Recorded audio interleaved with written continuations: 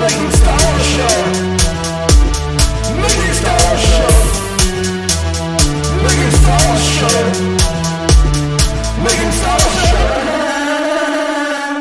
It's not about spaceships.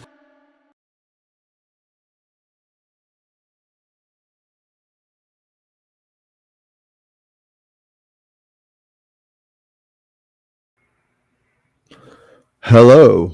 Was that choppy for anyone else? That was kind of choppy for me just now. Hung a little bit. I hung a little bit, yeah. Probably a little delay in the stream. Delay in the stream. So hello, everyone. As this fills up, I didn't schedule today's because I had things on my mind. I had a scoop that I wanted to put out, or that I am going to put out. It's written. I'm looking at it right now. Mm-hmm. And really quickly, got people coming in the chat. Hey, Jordan, how's it going? One of the best Star Wars YouTubers of all time. We got Meg, and yeah, so we have. Oh no, not gonna fight with her, are you? No, but I mean, but I'm gonna be up. I'm gonna be upfront and honest, and talk about what's on my mind, which is I want to release this story right now. But what happens when Jason releases a story? Well, for years it was full of ridicule, being called a liar, and all kinds of this other ridiculousness. I'm sorry. It's mostly you. That's how we became friends. No, but it's a Mando season 3 scoop. Mr. Nolan, who asked, "What, another scoop? Kenobi and or Boba?" It's Boba. It's a Mando 3 scoop. So anyways, what happens is what happens is I put out a scoop, and then Star Wars Leaks, the Reddit forum, will go and copy and paste my shit or bullet point it out and then not cite me or credit me. Fine, I don't care. You know, if you want to steal my shit, steal it. Don't care. I'm used to it by now, honestly. After all, got it. I'm on it. Yeah. Just fucking take it. Yeah. But then what they do is they go and they say, disgraced leaker or something like that. Yeah. And it should say disgraced squirter. Let's just be honest. Like, yeah. Cause I covered that yesterday. I don't leak. I squirt. I told you guys. And, so anyways, yeah, but then and then that right there is infuriating because it's like, I'm such a low class piece of trash not to be trusted around anyone, but my information is very good to help your fucking forum out. That's fine. That's totally okay. And but then what happens is in the aftermath of that, everybody goes, who was it that happened? I didn't know that. And then they perpetuate a myth. It's almost like supporting tariffs, and then a year later wondering why there's a terrorist giant weird shipping problem everywhere. Oh, tariffs. I thought you said terrorists. Yeah, tariff everybody. You know? And then you're like, what happened to the supply chain? Like, what's going on? I'm like, thanks, Biden. But anyways, yeah, but then what happens is then I am harassed after that. Oh. And it's like, I'm a big boy. I could take your fucking petty harassments. Somebody wants to come meet me on the street, fine. Let's do Careful. it. Yeah, let's do it. I mean, if they want to beat up somebody. Have you not seen Flight of the Conchords? It can go a whole other way. Yeah, it can. You could end up with a fan of a fan of a fan of a fan. Yeah, it's true. I mean, you're not wrong. But I just feel like every fucking so often I have to go back to square one on this. And it's 99% of it now is that Reddit forum, because they have a big audience. They take all of the info and people are like, hey, how do I know I can trust this? And then they go, oh, it's Jason Ward. He's a rapist pedophile or something like that. Yeah, no, I mean, I get called a plethora of things, none of which are actually accurate. I mean, and the truth is if I had done anything like the way it was presented, I would have just fucked off. Like, I would have been like, oh, I could never show my face again. You know what I mean? I would just be gone. You become president. Night Owl doesn't understand sarcasm. Yeah. Yeah. But thanks Biden is a sarcastic statement, not a no, and you know what, like Meg isn't wrong, but she's like, just do your thing and ignore them. You know, haters will always be, you know, and that part is true. Like this is gonna it is tough, bro. Like look, these are random people, but some of them aren't. Some of them are people you know. And Jedi Paxis knows. I told Paxis, I give him everything. Silence. Gone. Well, when Play Magazine fell, went out of business overnight, and the owner of that magazine wanted to do another magazine. I was just looking for work. It was the recession. You know what I mean? I got $1,800 a month, even in 2008, to pay rent in San Diego. You know what I mean? Like, so what do you want to do? And he's like, well, I want to relaunch this magazine, Game Fam, from the one from the 90s. And I'm like, oh, that'll be dope. I'll help out with that. I had ex-employees going, you fucking piece of shit. You're still working with him. You know, he owes us money. I'm like, he owes me. I don't think any of us are getting that money back. That company. But I would just remember, like, sites like NeilGaf, former employees would go on there and literally type my name and start slandering me. You know what I mean? Yeah. I'm like, I'm not famous. I'm just a fucking dude. Like, wasn't like I coordinated with the evil guy, but it was every time I released an issue, I had this group of people who just were like, Rob Duenas is a piece of shit. And these are people I worked with, right? So then you're like, oh, great, you know? Like, no, and I'm that's supposed to forget that 10 years later. and that's like my thing is when it's just some fucking hillbilly in Arkansas who would gladly goose a waitress at a bar because on a whimsy he had that feeling. But it's like when the lead moderators, like Jedi Paxis, goes over there and says, yeah, we decided not to support him because he harasses women. And it's like, motherfucker, I did not harass. Like harassment would be like, hey, Rob, show me your titties, Rob. Shake them titties for me, Rob. Hey, Rob, let me ask you this, Rob. I told you I'm not that kind of squirter. Yeah. You know what I mean, though? It's like, oh, that did not happen, friends. That did not happen. And I am going to do a very brief fucking reminder because I feel like I have to do it every fucking so often, unfortunately. But it goes down like this. Celine, who, by the way, Celine and I have talked. We have squared our things away. The misunderstandings have been squashed as far as I understand. And in our last call, she called me. We talked for like 2 hours and we saw eye to eye. But what happened was she goes and she says, the oldest guy you'd be willing to sleep with. Well, I'm probably not going to sleep with you, laugh out loud. In all seriousness, I don't care about age. I care about emotional maturity. My last boyfriend turned 49 this week, and it was the healthiest relationship I ever had. And I'm not there to judge her. I don't give a shit. Good. You know what I mean? If a 49-year-old dude and a 21-year-old woman have shit in common and it's not getting married, having babies, and you know what I mean? And their power exchange is fair, I don't care. Who cares? But what ends up happening is, to that, I was like, do you? And I posted Baby Yoda GIF of Baby Yoda waving to her, making a joke that was Baby Yoda who she dated. She misunderstood, thought it was me waving to her. Baby Yoda was an avatar for me to want to date her. And that's not what that was. So then she goes and says like, oh, I've heard Jason has harassed other women. And she heard us because of Chris Sequel at Star Wars Underworld. Yeah, and other women. She only knew of this one girl named Nicolette that I did not harass, by the way.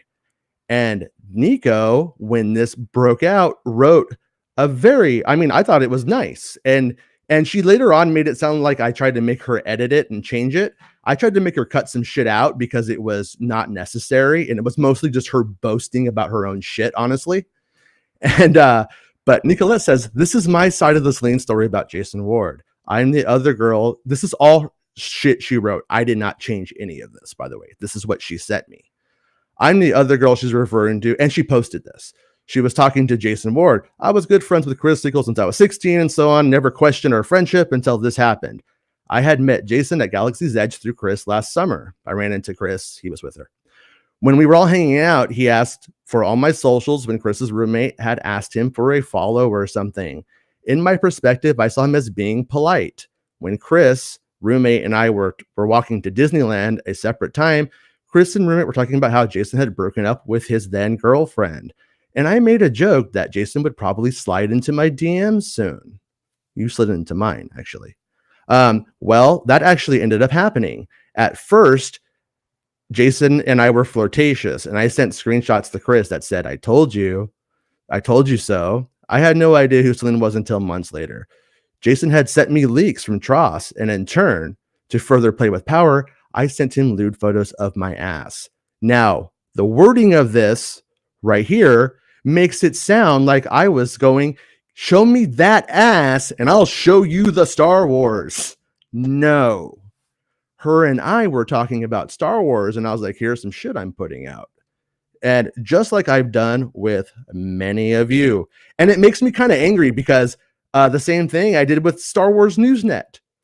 I showed them the same thing, and I wrote the same message that I wrote on all of them to them, but they didn't stand up for me when this shit happened. When they saw that this came out and was presented this way, none of them went, wow, you know what? He did that for me too. I guess I just want to fuck everybody.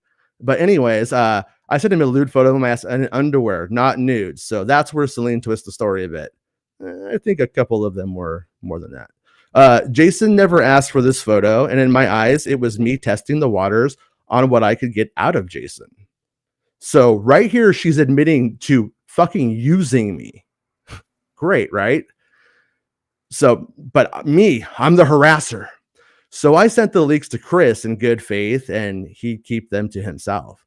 I even asked him not to share them. For years, I had been friends with the Star Wars Underworld guys, and as time went on, I felt like they really just didn't care about me and didn't see me as valuable to them. Yeah, they were using you because you were a girl. That's what they were honestly doing. I wanted to write and be more involved in their site podcast. So I saw my opportunity with Jason to prove I was valuable to Chris. Chris seemed to be the one who saw leaks as valuable, so that's what I gave him. As time went on, Jason and I became friends, and I thought we did. Honestly, we became friends. I was her friend. She wasn't mine, looking at how things turned out. After that, Jason would call me all the time, and we discussed life. And like this right here is what makes me kind of laugh, is that this person called me constantly. It was actually kind of annoying, and I have the phone records. I can show exactly who was calling who. In November, I went over to Chris and roommate's apartment to hang out and watch the Tross trailer. That evening, Jason told me Jason was talking to several girls. And if I was, so fucking what? And asking to fly them out here. What am I, my fucking Snoop Dogg? You think I could fucking fly women out? Like that is an absurd notion. Flying women out. Like Jesus fucking Christ on spoiler money. When you're a shill for Disney, I guess you got the money. Like, yeah, I mean, gee, just because I paid when we went out to dinner, Chris, doesn't mean I could fucking fly women out, you cheap ass bitch. Anyways, Chris made things seem different than what they actually were. I believed everything I was told was because I trusted Chris and believed he wouldn't trust the truth and the agenda, blah, blah, blah. Days go by, and then, yeah, so then anyways, Chris told me about Celine and asked me not to mention her to Jason, and I said, okay, and then I wouldn't. Days go by, and Jason tries talking to me, and this is when I knew something was weird, and I was like, what the fuck is going on? And I'm somebody who wants the truth always, no matter what. I'm a Sagittarius, laugh out loud. So I confronted Jason on all things I was told. Jason was confused, and rightfully so. I had to clarify with him that one name that was mentioned, Celine's. He then told me what was going on between them and sent screenshots as proof. I wasn't Jason's girlfriend or wasn't interested in him in that way. You were telling me you adored me. I got those text messages too. But maybe you were just using me. Who knows? So I couldn't be mad at what he was talking about with Celine. Exactly. I'm a free agent, baby. That was their business. I messaged your roommate and told her that Jason sent me their screenshots of what was going on between them. Wasn't even close to my situation with Jason. Clarice, that's the roommate, who's just a troublemaker, honestly. Asked for the screenshots and declined because it wasn't my place. Because it was, and then so anyways, Clarice blocked me in turn for not bending to her will. I told Jason what happened, and by the way, one of the things that sparked a lot of this too was that it was really nice to Clarice. They were alone at Celebration, hung out with them for like 3 or 4 hours outside on the thing. I was like, oh, a trans person who is not having a good time, I'm going to be nice to them. Boy, did I fuck up there. Because this person was not a good person. Lesson learned: just because somebody is marginalized doesn't mean they're good. Weeks later, I find out that Chris was sharing my lewd photos with people without my consent, and that really shocked me. I couldn't believe it. See, this is funny. I'm the harasser and the predator. Chris Siegel's the one sharing the fucking shit around. Excuse me, but what the fuck? Chris said this whole situation was to protect Celine and I. As Celine said in her thread, she didn't feel like there was anything wrong with until Chris had said something about it. And that's the thing, is nothing was wrong until Chris said something about it. This whole situation is a mess. I got dragged into it because Chris wanted me to, as a pawn in a larger scheme, to frame Jason. Do you see what she says there? That is the key fucking point. I got dragged into it because Chris wanted me as a pawn in a larger scheme to frame Jason. Personally, I don't see Jason as a sexual predator. As my best friend and I have gotten to know him and his family over the past 5 months, he has never treated us in such a manner. This is my version of the story. And I appreciate if it was the last time I'm being brought into it. Like I said, the situation with Jason isn't the same as Celine's. Therefore, I'm not invalidating her feelings.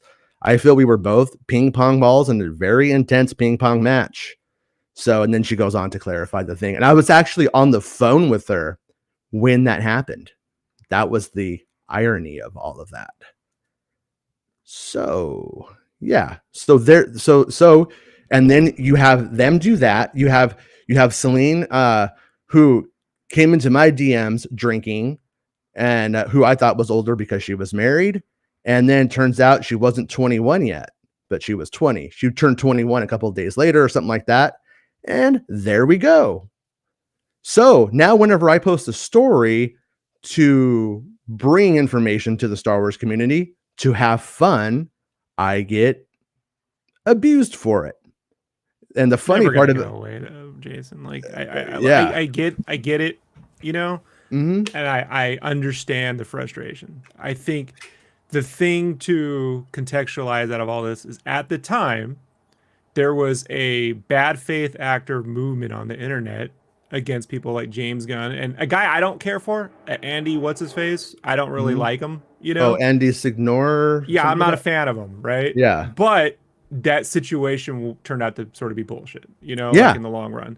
So yeah, he was framed. There was just a movement of let's see who else we can get. And sometimes people latch on to trying to be famous, you know, like I can ruin something. But the thing is, man, is you're never going to stop making spoilers. And every time you do, they're never going to stop fucking trying to like slander you. So like there does come a point where it's like, I know this, man, like I don't know how to phrase what I want to say right there. I'm not saying ignore because it's hard. Yeah. You are way more entrenched in the internet than I am even. So like, I don't go near Reddit. Yeah. It has nothing to do with my feelings on the site. It's just, I don't have time to read a bunch of shit. Yeah. I gotta draw. So, but like my thing is whenever I go out with a new person and they Google me, right. And then I've gotten very far with people where it was things were looking good, and then they clearly Googled, and then they saw something, didn't have enough respect or were too fearful to even ask me.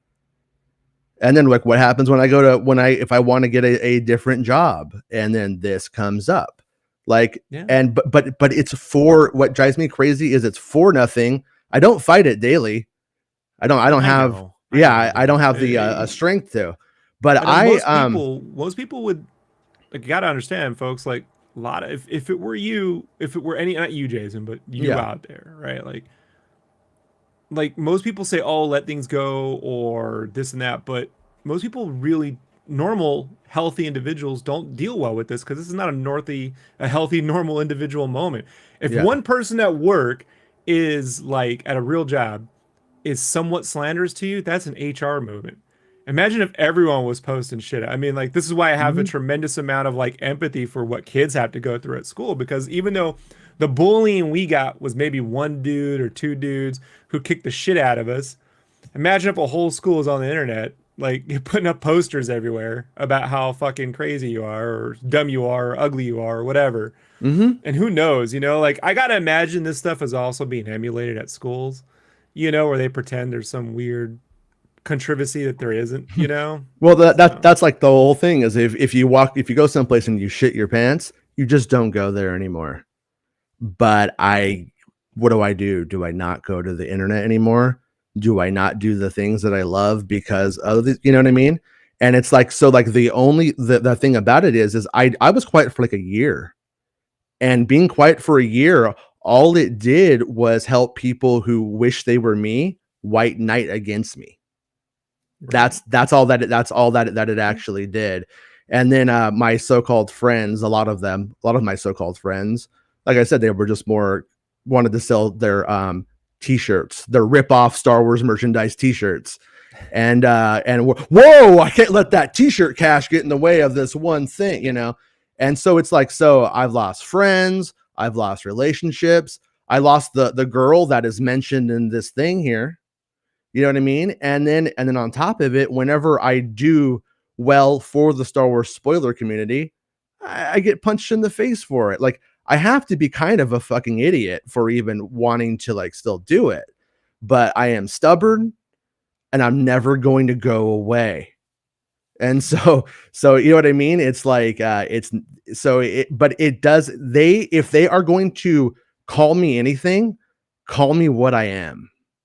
And I'm not a predator, and I didn't harass anybody.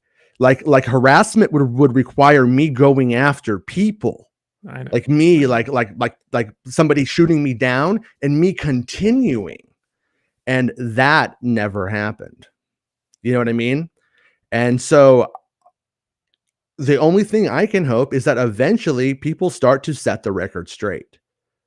And one thing I want to make sure I say too is, do not contact any of the girls that were brought up in these stories.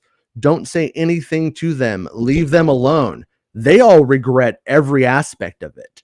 It was not worth it. Like Celine has had a horrible time.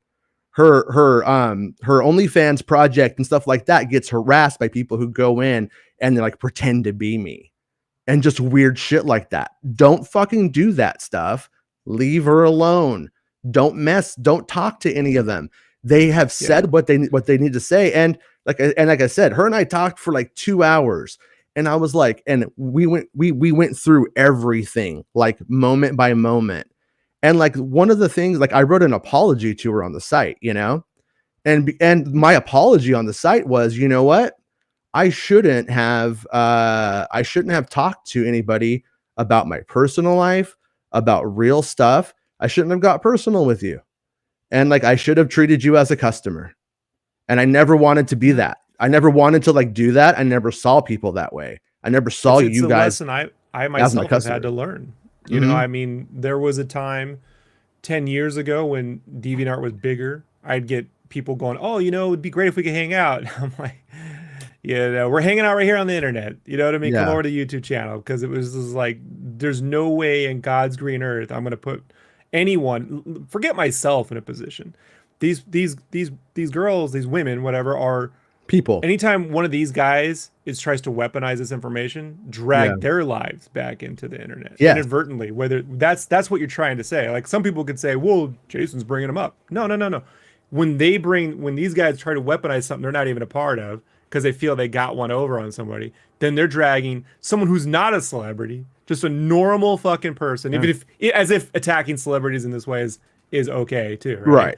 But okay, fine. But they're at least financially compensated in a very serious way for their pain and suffering. Some are. Yeah. You know what I mean? You though, know, like like, I don't. I make pennies. You make Power to Rangers money, you know. Yeah. So like best they at didn't make best. much. So it's just a, yeah, you got to treat everyone like customers. I mean, it is difficult because you didn't know me from Adam, right? Like for the conversation. When I say, "Hey, can I come on the cast and talk?" If you treated everyone in the way that I sort of treat most people, never would have let that happen, right? Like we wouldn't be having this conversation right now. So you are definitely more of, again, you're a people person. And I think part of that is because of the trade that you do. You have to be a conversationalist and talk to people you don't normally know, and like to be more closed off. Like George Lucas ain't getting scoops. You know what I mean? Like he's not like he wasn't that kind of dude. He was an artsy guy making films, that kind of thing. So it sucks, dude. You never know who you're meeting.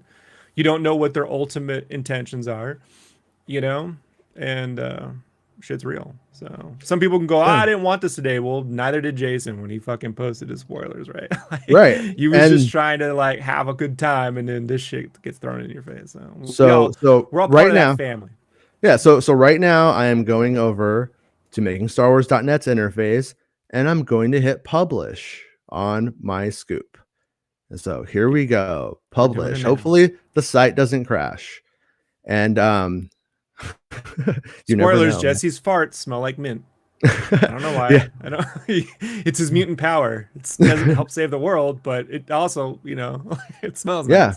I mean, I'm fine because I'm here with you guys right now and we're talking about it. But boy, it's like there is just like anxiety that goes with this right now, with putting this out there because of really nothing, of me just like literally mostly being nice. And I was willing to talk to people. Oops. What is the alternative though, Jason? Like when you have certain celebrities on the internet who goes, I won't ever talk to a person of opposite or different sex than me because there might be a problem. That doesn't help it either. You know, that's like saying everyone out there might be a threat. That is not the. How about this? How about bad faith actors don't try to weaponize bullshit information to take down their supposed competition? How about we focus on that?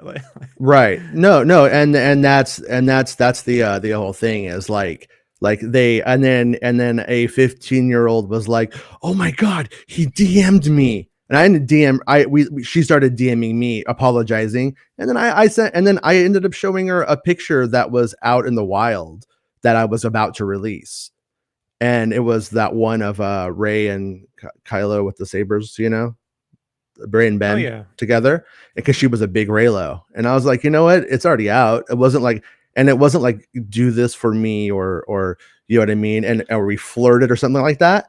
But then she goes and says, "Oh, he liked my picture on Instagram."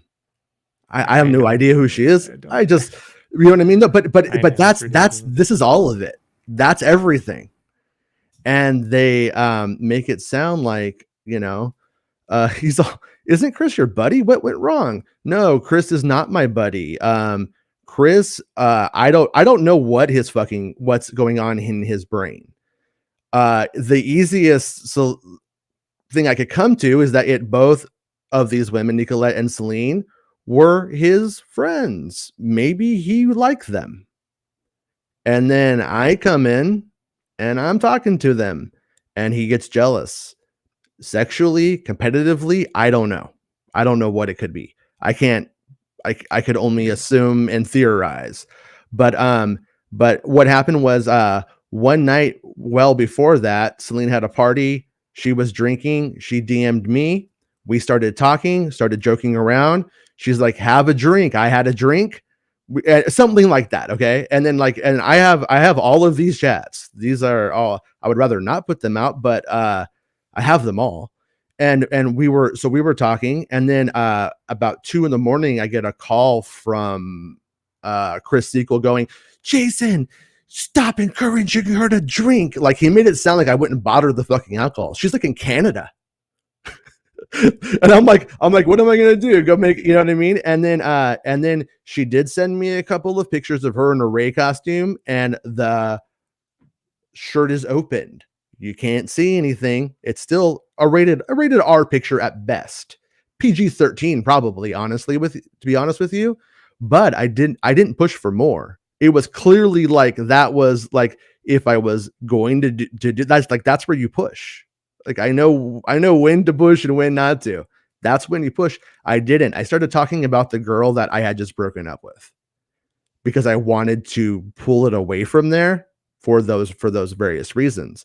But, and then we pulled out of that conversation. For the record, though, that conversation didn't stop there.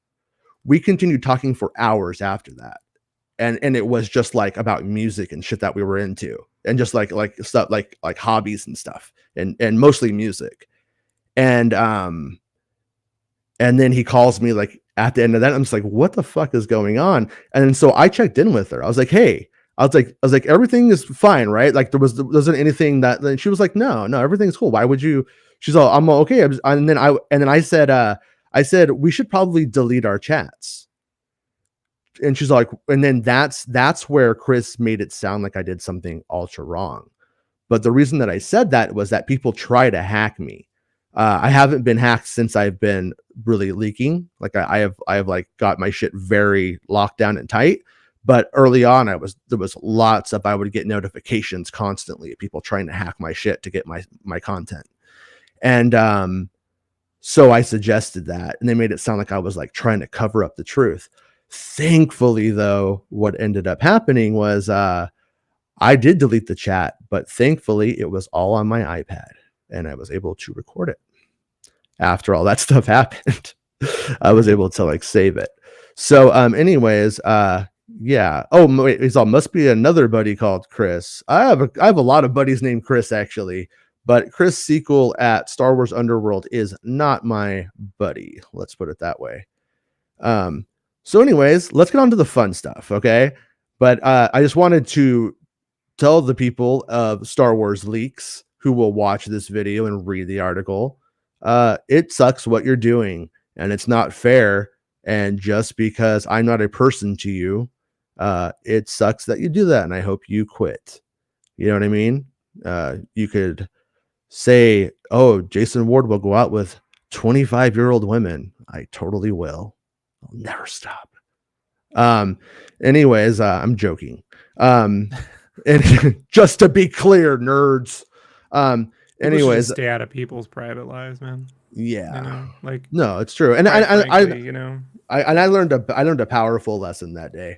I'm not sharing my private life with anyone from the internet, and no one is your friend if they meet you through a money-making endeavor on their end. Yeah. You and I are friends. You make nothing off this, friend Rob. I actually lose money on this because I pay you monthly. Hey, you can take that away. That's totally cool. And I do. That's my leverage over you. I have that $5. Right. And I'm like, I got a string and I pull it. He's a customer. Jason on. Yeah. You're a customer. I learned that lesson. So spoiler. I just really did it, Jason, for the early Fort Dracula songs. So yes. I actually I'm here for the music. I just put out a song last month called Sea Monkeys by Fortchacula. Check it out if you haven't. And Randy gave me some bass lines today, actually, and they're cool. Anyways, so I put the Snoop Dogg in the featured image so that way people think I'm dumb and think that's not from that's from the music video, which is really funny because a friend. I never thought about that until right now. Like, I could just see the people now. Don't you know that's from his music video? It's not. Oh, I have to click it so I can own him. Right? I got him. Like, they run around with the goal sound from, a good soccer game. Goal. Yeah. Goal. Yeah. So I call it the coincidence. It's a pretty comical coincidence that Snoop Dogg TV released the release of Mount Westmore, Big Subwoofer would release today, making fans on social media ask if Snoop is in the next season of The Mandalorian. In the music video, you can tell Snoop is wearing the colors of the Los Angeles Lakers. This coincidence plays into today's scoop, the facts. At present, Star Wars The Mandalorian is preparing to film a sequence for the 3rd season of the series. The sequence is currently casting actors and finding creative ways to use fan costumers in the sequence to fill around 75 different Mandalorian suits of armor. It is my understanding that the featured Mandos will cast local actors, whereas the background moments will use costumers from the fandom. So they're going to use so if you have like a really big featured moment, it's going to be an actor, but they're going to use costumers. And there's like weird things that they have to do. Like I heard like for the 501st, because they're like a charity organization, they had to like pay them, but it was really complicated. So they had to like pay them under as like being like chefs or catering. and then they donated the money. Okay. You know what I mean? So it was cool. It was on the up and up, but it was like they had to do creative things. I'm not going to say the name because I don't want to put anybody's club at risk or whatever. But the various clubs I don't think are all charitable organizations. So I don't think it matters in this one. But it appears that Boba Fett and Din Djarin's path is one many Mandalorians took after Palpatine's plans tore the galaxy apart, including Mandalore.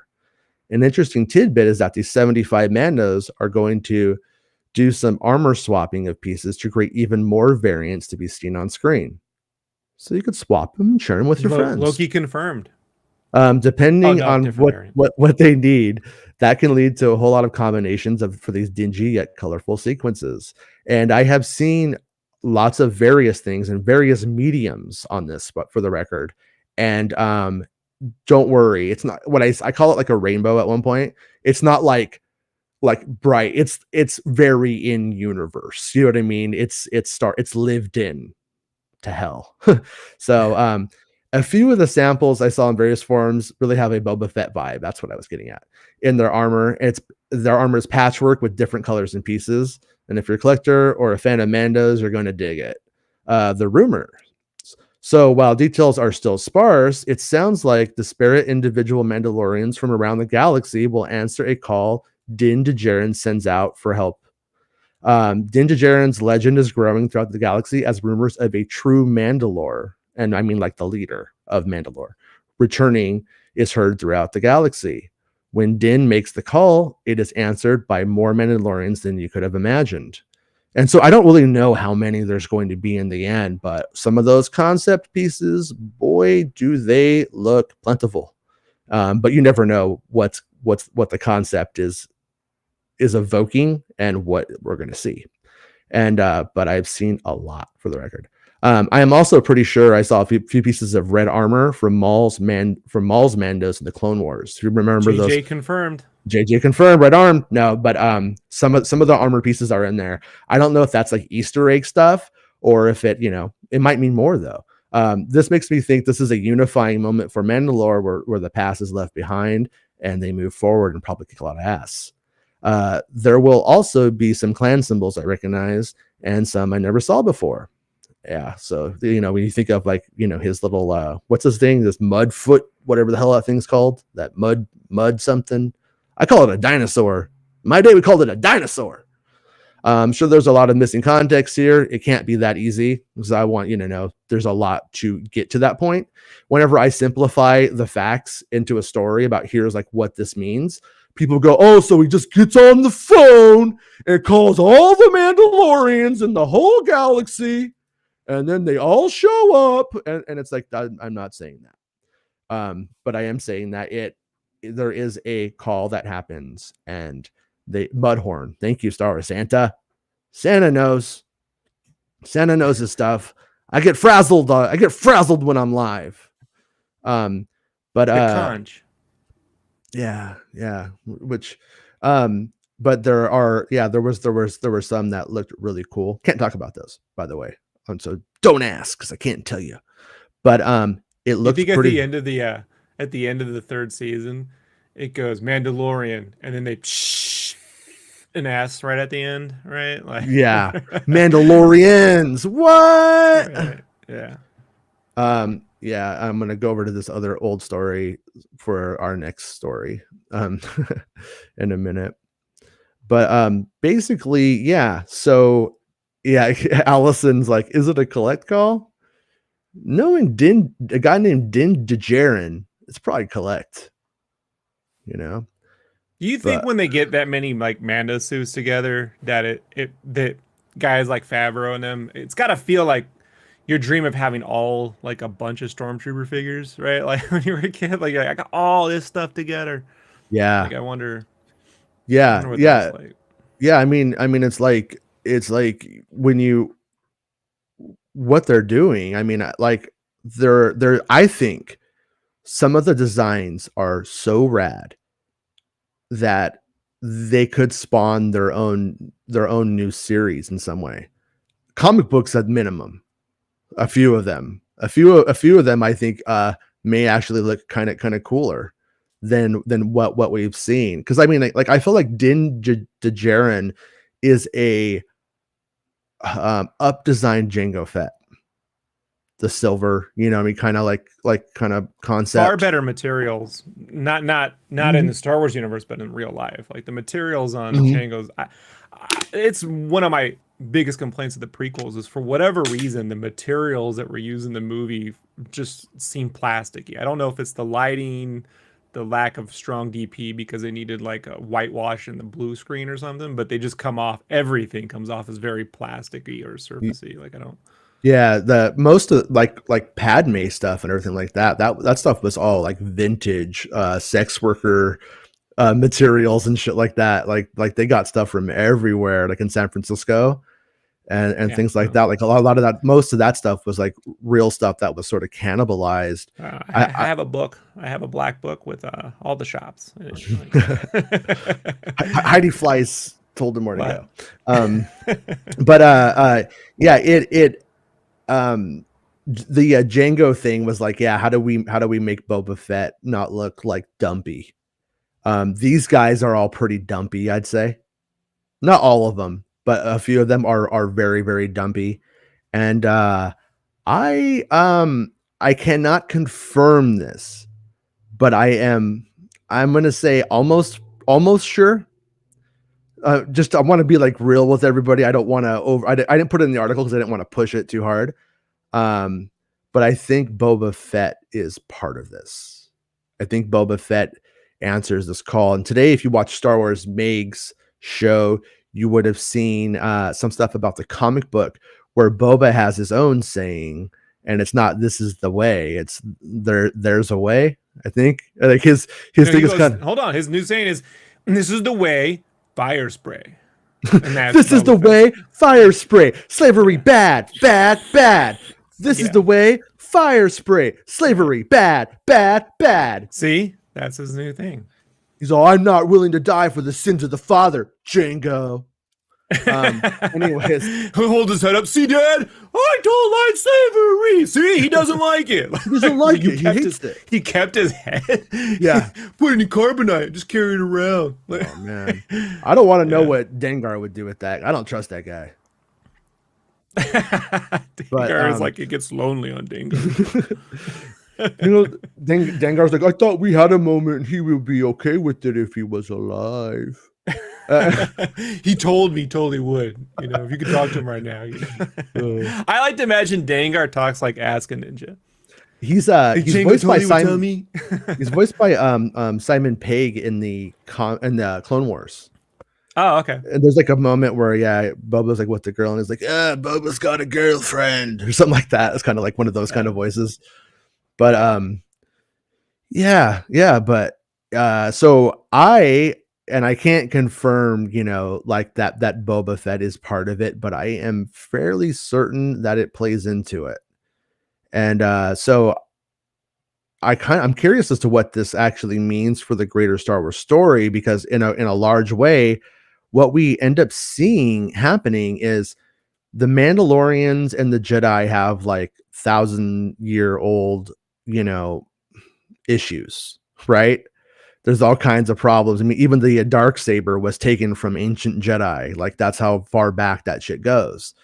But what you have is you have a little tiny green Jedi who's basically the son now of the guy who's about to become the lead Mandalore, the leader, the head honcho of the whole thing. And so in a weird way, it almost atones their past. And the Jedi had a, like Obi-Wan's living on Mandalore with Satine, thinking I should run away with this chick and not get involved in this Jedi business anymore. And it's like, nah, I got a calling. She's got a calling, and he doesn't leave. He does it right, unlike Anakin. I think he did it wrong, honestly. I'd probably rather spend 10 years with Kate Blanchett than 20 years in the desert watching Luke Skywalker shoot rats. I'm just throwing it out there. Let's like be real. Life choices. Bad one, Obi-Wan. Should have done it. But I guess hanging out with Qui-Gon Jinn, peeing his pants, drinking Guinness everywhere, probably a pretty good time too, though. So He's like, wasn't all Womp Rats and Luke. We had Kitster. Yeah. He's always good for a night out on the town. One day Kitster just like hears a knock and he opens it. It's old Obi-Wan. He's like, I'm just wondering, did he seem like a genocidal maniac when you guys were playing ball? oh yeah. Yeah, he was fucking crazy. We were kicking around Wald's head. I mean, other than that, it was pretty normal. Instead of the Squid Game, they were playing the Ree's game or something. Yeah. No, it would be the Mon Calamari game. The Mon Cal game. Squid Head game. Wasn't there? But what was the name of the squid face in Squid Head? Jedi. Squid Head. The action figure was Squid Head, and the race is a Tessic. All right, the Tessic game. Yeah, which honestly kind of sounds like a girl who might go out with me for a little while, but but then she'd talk about like how she has magic spells or something, and it get kind of weird. It doesn't really say Squid Head to me. It doesn't really say Squid Head to me. I like Mon Call. Okay, calamari. I get it. That's hilarious. But Tessic, whatever though. Gamorrean doesn't really say pig to me either, but it's hilarious. How do you pronounce the race that your real poof is? Because I say it how you or wait, I don't wait. How does it spelled? I want to because I was looking at so I drew a your real poof like fan art piece fighting Clone Wars before Attack of the Clones, before any like artwork came out. Back in 2000, right? I was like, I figured they really look more like the I couldn't get the artwork, but they looked like the Roman guards with stormtrooper outfits and fins, right? Like I kind of like nail what they would probably Quarren. Because wait, what was Tessic? Was that Squidhead's name? That might be Squidhead's name when they dropped Squidhead. That dude's always going to be Squidhead to me though. Because this is like Quori for the core guy. Like when I was reading, I'm like, how do you pronounce this fuck? An uninitiated to pronunciation could look at it and go, Quer MIAN. Wait. When your real poof talks, does it go, hey everybody? Like it's Rip Torn? Like yeah. Like I was looking at Quar, but Quar would be QUAR, right?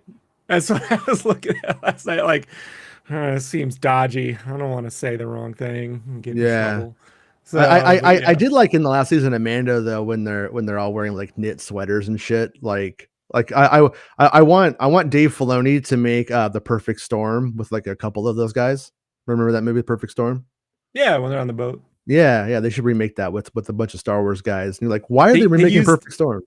But didn't they use the Attack of the Clones water stuff for that? Like the same stuff that was done because it looks extremely similar. Like it was a year. Like, I mean, the original bad Jabba. People make the 97 Jabba and the 2004 Jabba into the same thing all the time. The original 97 Jabba was using the skin of the T-Rex from Jurassic World. So ILM was not. You know what I like about the design of that Jabba? Mm-hmm. Which one? It looks like the 97 one. Uh-huh. The 97 special edition Jabba to me looks like a Macquarie painting with the way they shaped his face. Hmm. So, so when I look at it, I'm like, oh, they went more like retro Macquarie style. And then, well, how does he get so big by Jedi? And I'm like, yo, you want to see how big you can get a year of COVID? Like, Yeah, once yeah, once you take over and you know, like I just like that there was a giant size difference between the 4 years. And then when you get to the Phantom Menace and he's just always been big, I was like, I don't know. I like the fact that he took over and then just got, you know, he yeah. got I it's good mean, to be in the King Hut. 3 years of eating well will do it to you. Allison says, I keep wanting Watto. Wait, I kept wanting Watto would blow up his slave bomb. The dude was whacked. Yeah, there was like a lot of little things that I feel like were placed in the Phantom Menace to be extrapolated upon had they wanted it or needed it. And I felt like that whole thing of them, blowing up was definitely something that was considered to play into it. And but weird, right? Also, like at Celebration, the first Celebration, having conversations with ILM people there, we talked about midi-chlorians and how it was being portrayed and what their understanding of it was and all that stuff. And they were straight up like, come on, we know what this is. And I'm like, what? And then they're like, and I was just like, tell me what? And they're like, this is going to play into the dark times about how they know to kill you if you're a Jedi child. And this is what's going to stop all of the Jedi kids and kids from popping up. And Thought way too logically, Jason. yeah, and but because the idea is if you use the Force, if you're practicing it, you have midi-chlorian traces of midi-chlorians. They will your midi-chlorian count will. I always likened it to magnet dust. If you're using the power of magnets, you're going to get some magnet dust on you, and that's essentially kind of what's going on with that concept. But you don't really want that when you are doing nonstop Star Wars forever. I think ideally, man, and Mhm. there's no way, obviously, you can go back and do it unless you somehow get a DeLorean. We figure it out. But I think this sort of stuff, it would have been nice if Lucas had done those mini 2D cartoons covering the in-between films, in between the films. When you Yeah, had a 3-year wait, there was like a little mini animated series, that they did for like a year on the cheap, right? Little flash animated thing. Because let's be right. honest, the Gendy stuff could have easily, most of it was probably animated in Flash anyway. Like, I'm certain they could have pulled out something of narrated, right? The war, the no, kind of thing, that kind of covered this stuff a little bit better, right? Like, that would have been Yeah. interesting, yeah. So, yeah, the thing about the midi-chlorians is, I try to get all serious with it. There was a internet site that was like, it's mitochondria and here's how biology works and blah, blah, blah, blah, blah, blah, blah. And at some point I was like, it's just space cooties. Yeah. The more cooties you got, the more grody you are. So, so Well, all the Jedi are grodies. no. What's actually like really really interesting is with the phenomenon UFOs and stuff. One of the reasons that it appears that Lou Elizondo was picked to be the guy that he was because of his study of the immune system, and that our immune system literally I can't say it right now. Literally records everything that we encounter throughout our lives. And Yeah. boy, when they find a way to exploit that, is it going to be scary? But give Facebook some time; they'll do it. It's the only And thing that explains animals' natural instincts. You know what I mean? How yeah, they can get up and walk and do things. The DNA has to record. Like, I remember in 2003 or 4, Coast to Coast had an actual scientist. No one of note. Wasn't like one of those scientists that was touring all those the circuits and the books. They just had someone that wrote one book. I think it was Ian Punnett. Had someone on there who wrote one extensive book on DNA retaining memory. right. And it was the one thing that I was like, not only would that explain people having past life phenomena, right? If you believe time is really a construct of the way we perceive reality, it could also explain premonitions in that it also records future phenomena. Like it, when you see how like, two atoms can interact across vast distances and, in relationship to one another, that your DNA could react to future DNA, if it's in sync. Like it screws with our heads to think about, because we don't Yeah. think we don't actually think in 4D chess, despite Nancy Pelosi and Donald Trump. But Yeah. it actually is a fourth dimensional thing that we don't think like, that. But I mean, what you're saying there, the immune system, these kinds of things, Star Wars would definitely have a better grasp on a lot of that than us. You know what I mean, in terms of that. And it kind would of stuff. explain Jedi's future premonitions, that there are possible future outcomes, that there, like there's just, I mean, now you could say I don't need that in my Star Wars, right? Because it should just be some like magical thing. Yeah. There is a case to be made that you do end up with a weird set of storylines where everyone looks like religious crusaders, and they start going to church. And I don't think I want that in Star Wars either. So like, I don't know, man. Like, I think it's fascinating. It's a shame that the execution is so surfacey and then kind of like never really used upon it. Because that's what I legitimately thought. When the midi-chlorians were introduced, it was annoying. But I'm like, that's how they know how to round up future Jedi. Because other Jedi have to show up, right? It's not like, oh, we cut off one guy and all the fucking Jedi. Like, there's going to be future kids born. How do they know? Well, they know. I pitched a story to a writer who was pitching to Dark Horse for us, right, at the time. And I said, let's pitch a Star Wars story called Blue Harvest. Because, Blue Harvest. But the idea for me was that every time a kid's born, they do this midichlorian check. Right? And then they kill you. But what they did was they took a sample of you and they stored it. So there was this storage, this called Blue Harvest, this storage of midi-chlorian, like Jedi DNA for possible future clone growth, right? And it's all this DNA that this is something that can't fall in the hands of anybody, right? And like that was like kind of the MacGuffin. And they were like, we're never doing a fucking story like that. You're out your fucking mind. I was like, well, I tried. I'm out. Of course, now that I read the style guide, I never would have done anything like that. But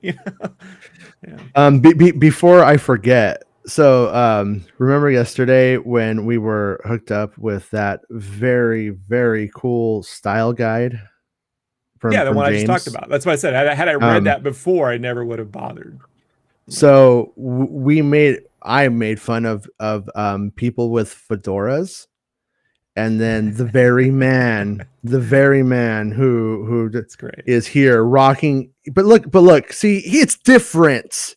That's the guy who sent us a style guide, just so people. Yes, and I'm not kissing. Yeah, sorry, I'm not kissing his ass here. But when you're wearing a cool suit and a black hat and a guitar, that's totally fucking different than wearing the fedora. Then I told him he was like La Bamba and Conan O'Brien's band. That's a totally different game when you're La Bamba.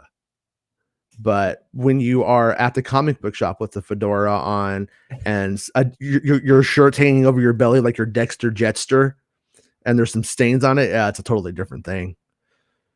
It's like those dads who would get that safari hat at the zoo and just wear it with their normal clothes, Yeah.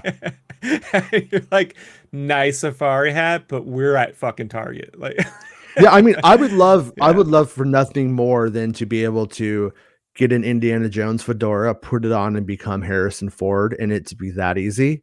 Oh, fuck, that would be great. Oh, look at me, I'm Don Draper now. Who wants to make me an old fashioned and sit on my lap?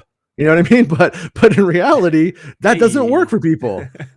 Will Rob give me does. Spoilers? Because I'll do anything you ask. Rob will do anything for spoilers. Hey, Allison, if you ever want to do the UFO show with me one of these weekends, hit me up if you're into that stuff. Intense Gravity. Do a Meatloaf cover. Hold on, we should do a Meatloaf. I will do anything for spoilers, but I won't do that. I won't do that. Yeah. Yeah. Which is... No, you'll do anything. Allison says that intense gravity can literally bend time. Yeah, that's one of my favorite facts about that kind of jazz when I look at the Bob Lazar stuff and the Blink-182 guys stuff, is that like when we send satellites up to space, they have to write a patch in the software so the time adds a second every year because when it's going 17,000 miles around the Earth, time being relative, it becomes out of sync with us, which is fascinating stuff. And so if you use gravity to Anti-gravity, you probably control time, I guess, is the idea at the same time. And Ben said, "Hey, Ben, miss you, dude. Whenever you're ready, come back on." Ancient Aliens on History Channel is so fun. Definitely a guilty pleasure. Like I take it so seriously that I can't enjoy Ancient Aliens. It sucks, man. I wish I could. I'm not knocking anybody who does. Like, it's definitely a fun show, I can tell. But the continual leaps in logic instead send me on a tirade in my head, and then I miss 5 minutes of the show. Does that make sense? Yeah, I get that. The I know Lucas had planned that the wills would have been like microbial, kind of like things that that interact. But I really wish the wills had just been the original group of Jedi who made contact with the Force, right? Like actually figured out how to connect with this thing, and they were called the wills, and then they're the ones that founded the galaxy.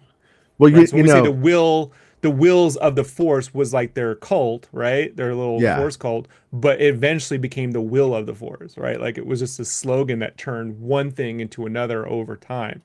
Yeah. Because it's just then it's like a group that you can go to at a certain point in time and say, now this was the wills era, right? And it was, well said, Ben. Sorry. No, go on. So you almost have like ancient aliens founding the galaxy in a way, right? But they aren't. I mean, for all we know, Yoda's species could have been the wills in that case, right? Like they could have been this group of people. That's what I always wondered too. There one of the earlier concepts for the concept of the wills itself was essentially Clash of the Titans. And Clash of the Titans, the movie is sort of organized by Zeus and all of his inbred children, his bestiality babies, as I like to call them, all hanging out together, and incest bestiality babies are all hanging out together, and they start, kind of interfighting, and then watching as Perseus goes throughout the film, and that was sort of what he was toying with at one point.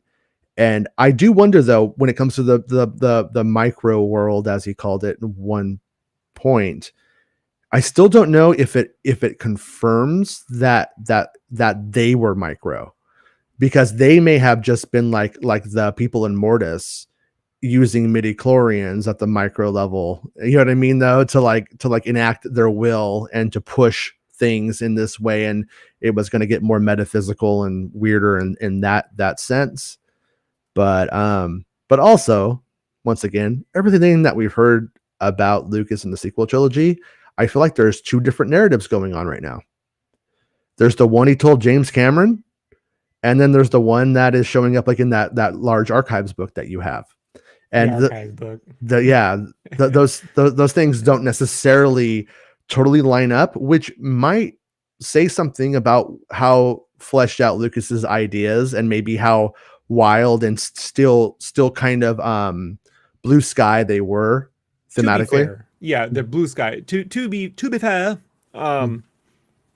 if you and I were to discuss a conversation we had 20 years ago, it would not come out the way it did 20 years ago. Yeah.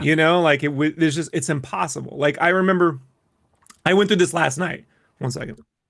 Sorry, I got a fucking frog in my throat. Paul Duncan McLeod. I believe he's a Highlander. Yeah. And watch out. Yeah. There can be only one. Yeah, I love the books. I'm glad I bought them. Yeah, they're cool. So last night I went on this whole like trek to find these two pieces. It was the first two pieces of art I ever posted on the internet. They were Star Wars related. One was this your real Poof versus the clones, because I thought it'd be funny if he had two lightsabers and he could move his head like this. Yeah. So it's like that. And then this other one was this bad piece of Anakin and Padme like lying in the grass, like looking up. It wasn't very good art either way. I'm gonna be honest. I would bully him. I would I would ring toss his ass. I was rings. A much more romantic guy in 2000. And right? I would throw rings on his head and we'd be like, who did that? Use the Force. Now I'm like, my idea of romance is making sure my wife has coffee before she wakes up. So that'll get you laid. Different. She loves it. Anyway, priorities change. But I remember posting this to theforce.net and epilogue.net. Mm-hmm. Right now, epilogue.net went down last year. So I went to the Wayback Machine and dug up an image from Yeah, 2001. Was able to log into it. I took it down. It harassed me. I was able to log into it, but it only had the Anakin Padme pic. And I'm like, I could have sworn I posted this shit into there, but it wasn't there. And I went through all the time and couldn't find it. So then I go to the Force.net, which I haven't logged in. I came to find out it was 2005 was the last time I did. But their servers have transferred over all the information. So I was able to get them to send me a password reset to my Hotmail, which I haven't logged in, which apparently is still active. So I had to change the password on that because it was still 4 characters. Because I set up my Hotmail in 1994 or 5. Yeah. 4-character password. Yeah. I log in and Force.net didn't have my art. You know, and I'm like, I posted this shit to them. They didn't even have my post. I had all my posts, but didn't have this. But I remember. So then I'm like, there's no fucking way. I'm remembering this correctly. You know, I had to put it somewhere and my mind just remembered it differently. Fun fact, I have Jedi Grandmaster level on the Force.net because I've been there so long. They give you little codes. And I'm Jedi Grandmaster, but I haven't posted since 2001 or 5, somewhere between there. Yeah. But but I remember that. And if the day before yesterday we had talked, I'm like, yeah, I totally posted it to epilogue.net and the Force.net, but apparently I didn't. Back in the day, I was a 19-year-old, 18-year-old little punk.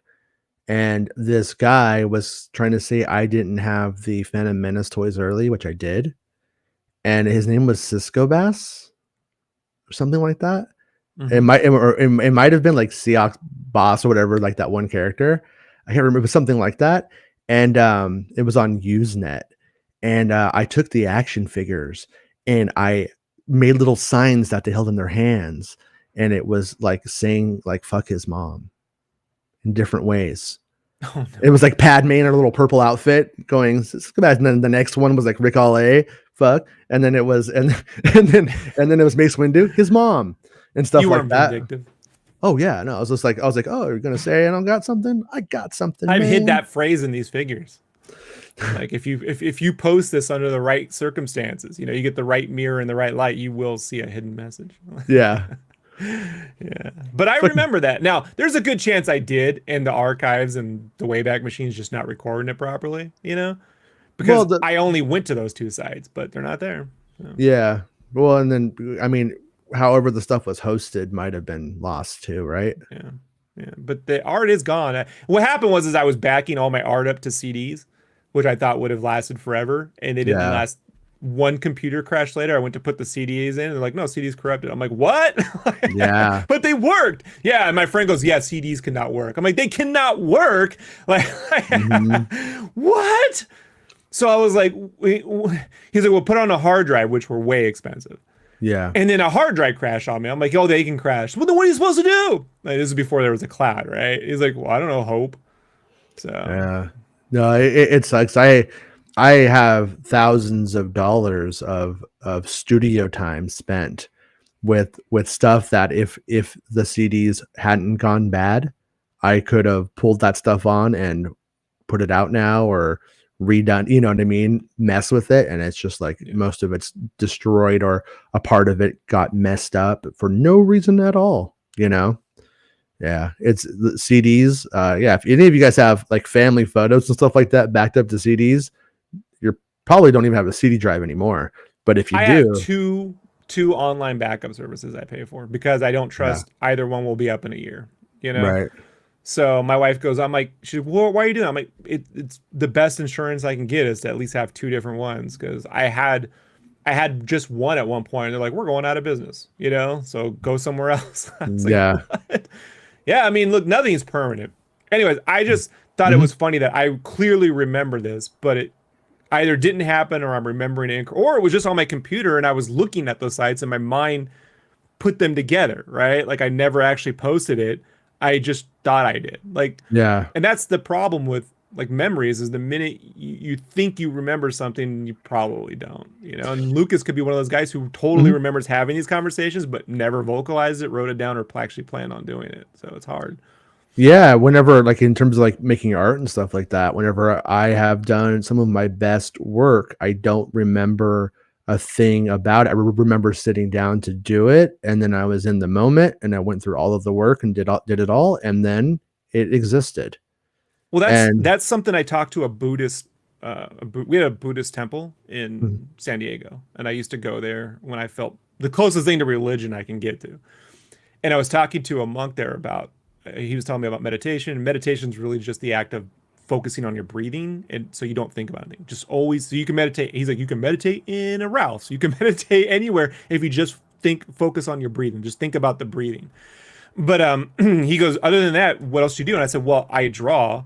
And I know that when I'm drawing, I'm not thinking of anything because I'm not here. I have no conscious memory of it. I can be there for 12 hours. I'm not thinking of the past or there does come a point when you're actually making it, you're not thinking of anything. So that's oh, that's funny. Yeah. Sour Santa sent you lewd pics of his candy. Yeah. But I was listening though. I can't do you think.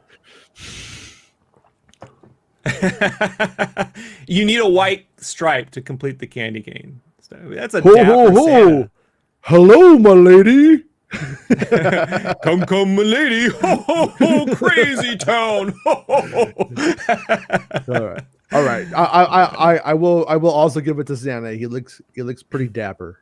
He does look pretty dapper. But there is a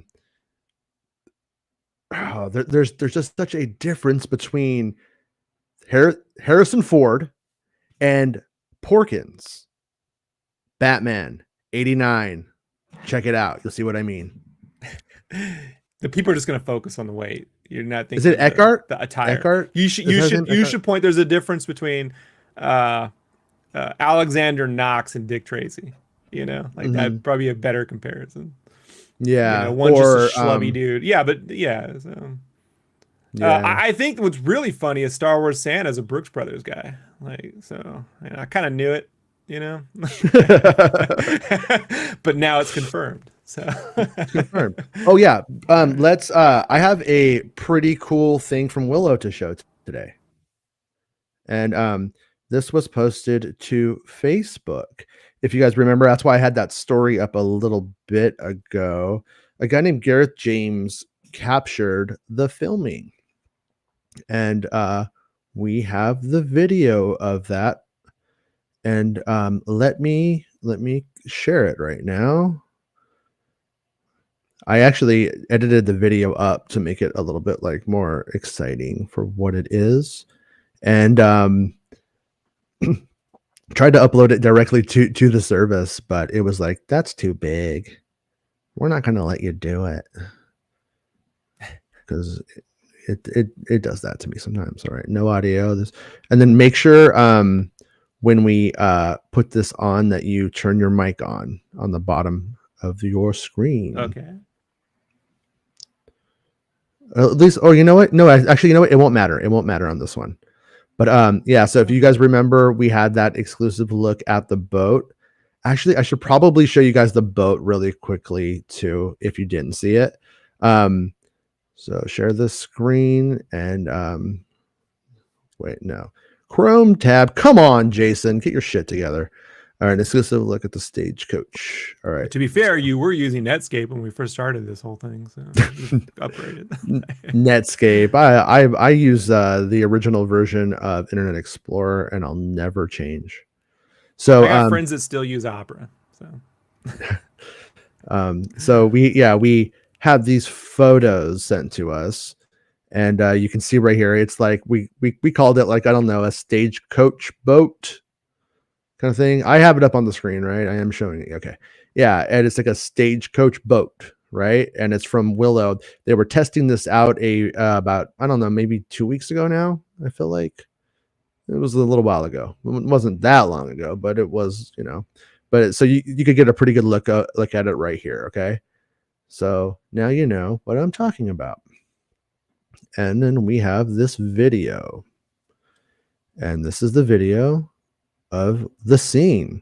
So it looks like, so yeah, we have this person on a horse. I can't tell if if the person is male or female. It kind of seems female to me, but I can't be sure. But they basically are on the horse, and they are filming. They might be filming a moment where it leaves, the thing takes off, and then the horse follows. Like they weren't going to go with them, and then they change their mind and do. And it makes me wonder if this is in the middle of the show or if this is the end. On a complete side side note about Willow, talking to sources about Willow, it sounds like Warwick Davis may have finished filming very late September, if not super early October. Although the filming that's been going on has been without Warwick Davis. But you see right here, you can see that carriage take off. Yeah. And then the horse is like goes after. She just like throws Warwick on it. Go! So Willow, I love you. And he's Willow. like, I don't care. I don't care. I'm going to go off in the ocean. I love Kaya, and Kaya belongs in the ocean. Daikini. I don't care. Leave me alone. A Daikini and a Nelman could never be together. Life is too short. He had to promote. You had to promote, yeah. But I mean, so we know what they were filming there, and I have a feeling that this was a big enough moment. I mean, it feels like it's probably an intimate moment, honestly, but unless that person's chasing them down to murder them, and it just comes off in a different way because of the setup, which it totally could be. And that's, I think, the one of the nice things about the openness of these spoilers is they make your imagination just kind of. The tide rips the boat out to sea, and it's a horrible tragedy. No, yeah, pretty much. Yeah, no one knew Warwick Davis couldn't swim until that day. You guys didn't hear? Willow drowns in this one. Yeah, he just drowns. It's tragic. It's really sad. Yeah, but he just gets frozen at the bottom, and then 1,000 years later they unthaw him, and he becomes. It's what Lucas is pulling from different sources for this. So. There was a cut squid sequence, kind of like sea monster thing from the original film, like kind Goonies? of just like Goonies, yeah, a little different. But like when they get to that lake where Finn Razel is, they cut that, and kind of wonder if they might realize that down the road, just to say they did. So Allison says, hold on, I want a giant Dragon Quest squid though with the cool eyes. It's like. Like get to see those like CG like cartoony eyes rise above the water. She's all. So when filming Willow, they said, "Get me a Nazgul." But I keep wondering if that carriage is going to have a CGI creature that pulls it. Is it going to be a spell? It's the squids. It's just the tentacles. And yeah. Or does Willow just enchant that thing and it drives around like it's fucking Harry Potter? I really kind of hope that's not the case. I don't like the look of it. Like the one of the few things in Harry Potter visually, I'm like, it never works is when they just enchant like a chair and it becomes alive. It's always uber cartoony, like I don't know. Yeah, like visual. when you put Flubber in a Model T and it flies, it's like it's the same. It's fine for something dopey, but when it's supposed to be high designed Lucasfilm production, it kind of plays a little bit differently. But I have a feeling there will be some kind of something that enhances that visually. But it will be funny if it just fucking drives around like it's a carriage car without a horse, and they could keep the truck in. Willow has a little bumper sticker. Styles. Yeah, we're meshing styles now, like it says keep on trucking on the back. It goes back to the roots of Willow, I was on a convoy once and I came up with the story. I was doing peyote with Billy Barty. Yeah, that's why I came up with Nazgul. Like, Nazgul. Nazgul. I came up with Nazgul when I thought Rick McCollum said that's cool, but he said Nazgul. He said, "Get me Coke." I didn't think about that. Like Marsha had to tell me. She was more. She hung out with the New York crowd. She knew. And then Rick was like, "You haven't been with Marsha for about 20 years, George." She's always up here though. She'll never leave. He's She's like, always telling me what not to do. I don't pay attention. I don't pay attention. Yeah. Every time McCall, I just imagine he pops up like Chevy Chase. Woohoo! Wow! Yeah. I have his essence. I have his essence here. Little bits of McCollum hair is still trapped. I'm gonna do a magic spell to bring McCollum back and to overthrow Kathleen Kennedy, so the one true producer will reign. It's as if Jason Mewes became a internet Sith Lord. Kneel before words. Yeah. Right. Yeah. I mean, asshole.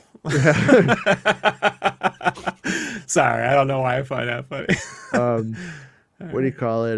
No, it's been a crazy week though. I mean, for living the Lucasfilm dream, yesterday we had Indiana Jones with Antonio Banderas for the next Indiana Jones movie. Today we see Willow. I mean, we don't know who's in there, but I'm just gonna say it's Willow because it's fucking hilarious if it is. Willow's 99 Mandos and a Snoop is one. Yeah. 99 Mandalorians. Snoop Dogg's doing his own Mandalorian music video and maybe not getting sued for it. Who knows? Parody. It's parody. Yeah. Well, as we were talking about before, I mean, I don't think they're gonna sue Snoop. But when it comes to what's parody and what's not, boy, did those rules get kind of bent around. Like, it was pretty funny that, remember, there was a rumor that Ice Cube was in Obi-Wan Kenobi because his son is. Right. And I wonder if this music video has anything to do with that rumor going around in the way that it did. And they filmed that music video that Snoop did at Scum and Villainy in Los Angeles, which is kind of weird for me because I've been there so many times. When I see it, I'm like, whoa, what are they doing in there? But yeah, so I wonder if that's why that got around, that he was in Star Wars. You know what I mean? Video? Yeah. When they were filming it was probably about a month or so ago. That's when that rumor was going around. And his son is in it. It was probably the son being in it probably got wires crossed. Looks so much like him though. Like, it's easy to get confused. Like, it's crazy. Yeah. I just love the Na'vi in that video. I'm like, that's right. Yeah. I told you. There are fans. You laugh, but no, I am not. I have asked questions. I've only asked. I've been like, I don't know anything about. I never encounter an Avatar community. I never see it like online. I've never said Avatar sucks and then had 75 fanboys sending me death threats or something like that. Like if I say the expanded universe is dog shit and really should mostly just be burned, then I'll get hate mail. I'm looking forward to it. But I never hear anything about like their fan base. Maybe they should have the coolest fan base ever. Maybe the Avatar fan base. Are you really telling me they worship Tales from Jabba's palace? Because I remember reading it on an airplane going to MEPS, which is the place you go to process to go to in processing the military. So my MEPS was, I had to fly from San Diego. Oh, check this out. I enlisted in Montana. My cousin married a dude. I had to drive her from Montana, or help drive her from Montana to Louisville, which was my basic training. Then she flew me back to San Diego to see some friends, and then I had to fly back to Montana to go back to Louisville. That whole time I read Tales from Jabba's Palace. Yeah. And I was like, this is just nothing happening, but it's a time killer. Not one memorable thing in that book. Yeah, the Mos Eisley Cantina one I remember being a bit better, but still not really, hitting hard with me. And it wasn't like, it was just random weirdo stuff. It wasn't like there's a murder in Jabba's palace, and or a droid escapes from the torture thing, and what does he do to survive out in the nothing really interesting, Here's rando characters doing rando shit. But honestly, I think we're hitting the good guy in this one if we're going to talk about the expanded universe, because those are more of the bright sides of the whole fucking thing. Honestly, Sure. it's True Set Bacura and those kind of books that were just like standard sci-fi drivel that was just pumped out. Showdown at Shadow Point. Crystal Star. Ooh, that was Star. bad. Yeah, that was bad. Fantastic Drew Struzan covers. Fantastic. No, that's what So thankfully what I would do is I would ditch school in Walden Books, and the college girls who worked there were like, oh, he's not bothering anybody. They didn't give a shit. So I just sit on the floor in Walden Books. I had no pride. And I would just sit there on the floor and would read the books and not buy them. But it was good because I was able to jump out and be like, oh, this is terrible. But it was kind of weird at that time, I think, because Star Wars was so flawless feeling. Right. You know what I mean? Like when you're dumping on Return of the Jedi, you're being a brat. I do it. I'll do it too. But I mean, it's like God. I mean, Return of the Jedi is better than most things in life. You know, it's Return of the Jedi, man. And no, but it's not better than Birds of Prey. I'm being a dick now. Yeah, but as a kid of age when that one hit, it was like the best one to me. So it's like, to me, it was even more flawless. And whenever I would see things that, like, when things came out that were felt off or less than 10 out of 10, it was offensive to me as like a kid. You know what I mean? Right. When people complain about Temple of Doom, I'm like, sit through The Mummy too. Yeah. You know, like, no offense. Like, I'll watch Temple of Doom a million times, like, happily, over fucking that film. Let's even keep it going. Want to complain about CGI monkeys? Watch The Scorpion King. That guy's a fucking PlayStation. You know what I mean? Well, that Mummy too. Yeah. Yeah. Okay. Yeah, that's right. The third one, the Scorpion King movie, was hilarious. That's when The Rock punches dudes and they fly through the roofs. Right. Of huts. Like, I remember I sat in a theater in Spring Valley. I was a friend of mine. There was this movie theater they had to preview the films, right, internally before they could show them just to make sure they worked. So they'd let their friends in. We'd go in there and these dudes would get high. And I was like, I didn't smoke, but I liked watching high people watch fucking dumb movies. So yeah, watching this group of people watch the Scorpion King was just one of the coolest fucking things, because they would punch them and you just hear like you never get that reaction in a normal theater. People will probably just walk out, you know. Yeah. So it was the best, but that is ridiculous. I think we might have had this conversation before. I feel like we have, but like if The Rock wanted to be my friend, I would love nothing more than to be friends with The Rock. If he was my neighbor, that'd be the best neighbor of all time. We would have barbecues and it would be great. But that said, that guy has never made a fucking movie that is worth a damn. Like, everything he has made has been a complete piece of shit. The Rundown. I didn't see it. Okay, go watch it. Okay. Yeah, and it's crazy. I don't know why it hasn't gotten much better than that. But The Rundown has a scene in the very beginning when The Rock's walking through a club and Arnold Schwarzenegger bumps into him and Schwarzenegger goes, "Good luck." Yeah, we did have the conversation because you said that to me. Yeah, The Rundown. And there's a whole sequence where that sounds awful. That sounds like shit. It's great. It's really good. And there's a whole sequence where Christopher Walken's the bad guy, and there's a whole sequence where he fights a crazy Ernie Reyes Jr. Like, you know, Kino from fucking Turtles 2 did all the Donatello sons, Ernie Reyes Jr. sidekicks. So The Rundown is great. Fantastic score too. Yeah. And it's got Sean William Scott, and everyone hates him. So yeah, no one does well with that. But The Rundown's great. Like a few years ago, the movie was already old by then, but like when I was in college, I was working in this office job, and I went into like the cafeteria area, and it was like winter break was going on. So it was like really, really dead. Like, people were like, most people had left for vacation for the holiday. And I go into like the cafeteria at my job, and The Negotiator was on AMC, and they had a big screen TV and the thing. And I'd never seen it before. And I sat down, And boy, did I stayed there for the whole 2.5 hours. I was like, I don't care if I get written up. This movie is the best dumb piece of shit I've ever seen in my whole entire life. And I'm like, this is a magic moment. I won't remember the money I made from this job, but I will remember this moment. And boy, did I mean, make it had the right Sam call. Jackson in it, right? Yeah, it was Yeah. fucking. I mean, it's awful. It's a piece of shit, but it's such good shit. I You know what I remember mean? the cover. I remember the cover because I thought it was a vampire flick. Because it was like all red, you know. Oh, I was was like, it? "Oh, this is vampires." Like, Yeah. I was like, "It'd be great if it was like a guy working to get, I don't know." Like, and then I watched. I'm like, "This is not a vampire flick. It's fucking." But I mean, it had Kevin Spacey and Sam Jackson in it, Yeah. right?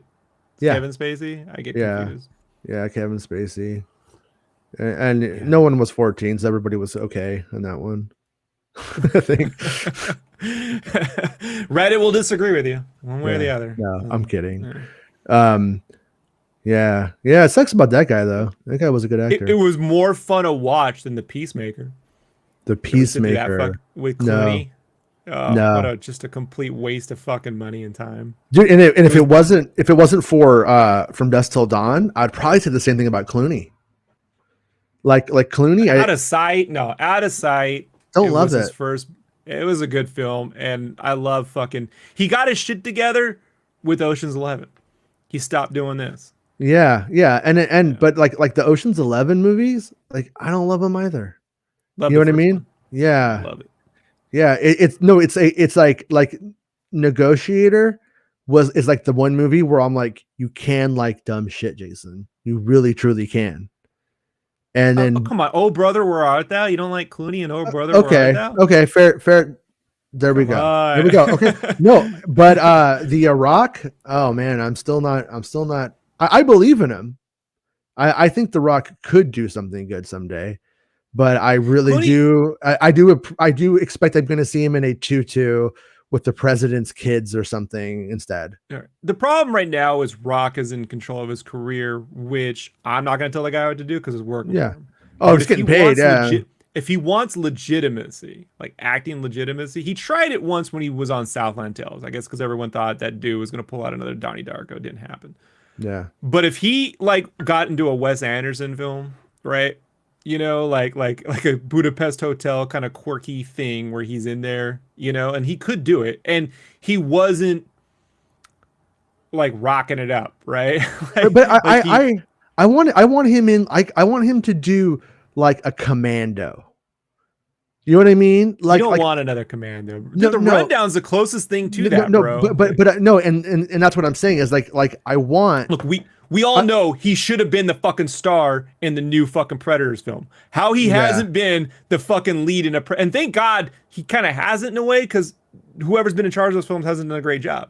But if you said right now The Rock is the new dude in the Predator film, you know, like, and you got, I don't know who behind it, because I used to say Shane Black, but apparently is not the fucking case. That was not. Well, but I don't. And it's like I don't even want him just to do an Arnold reboot or an Arnold continuation.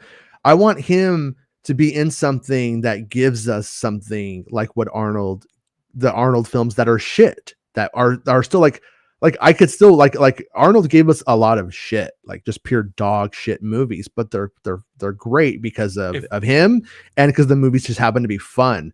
And with The Rock, all of it has just been like disposable, like in no way, like there's no like looking back on it and being like, oh, that gets a pass or whatever. Like Scorpion King, that shit isn't gonna like somehow become good in 20 years. Movie though, like he was the best thing about it, and yeah, Mummy too. He could have been great. They just that. Universal pulled The Last Starfighter. They cut a year's worth of their budget out. Like The Last Starfighter was supposed to be in post-production for an additional year, and they cut it, which is why all the rocks look like milky ice cream and shit like that. They did the same thing. Still love it though. Too. Still love that movie. I know, but it's horribly bad. And watching the guys on the making of The Last Starfighter that worked on it talk about how it would have looked 100 times better, even by 1984 or 5 standards, whatever fucking year it came out. I think it was 84. So, The Rock, you know, if he just got behind, I'm not gonna say obviously if anyone's in a Paul Thomas Anderson film, they can fucking act. But if The Rock got behind a director who's even a Taika Waititi, some director who has a more unique vision. Like honestly, I think The Rock would do well in an Aaron Sorkin film. Mm-hmm. You know, if he was following the vision of someone else and not like coming in and then being the personality, you know. And the guy Yeah. has tremendous acting ability. He can do it. It's just Oh yeah, I believe him. I believe in at him. some point, this sort of thing, and I think you might see it when he gets older and he can't get physically bigger.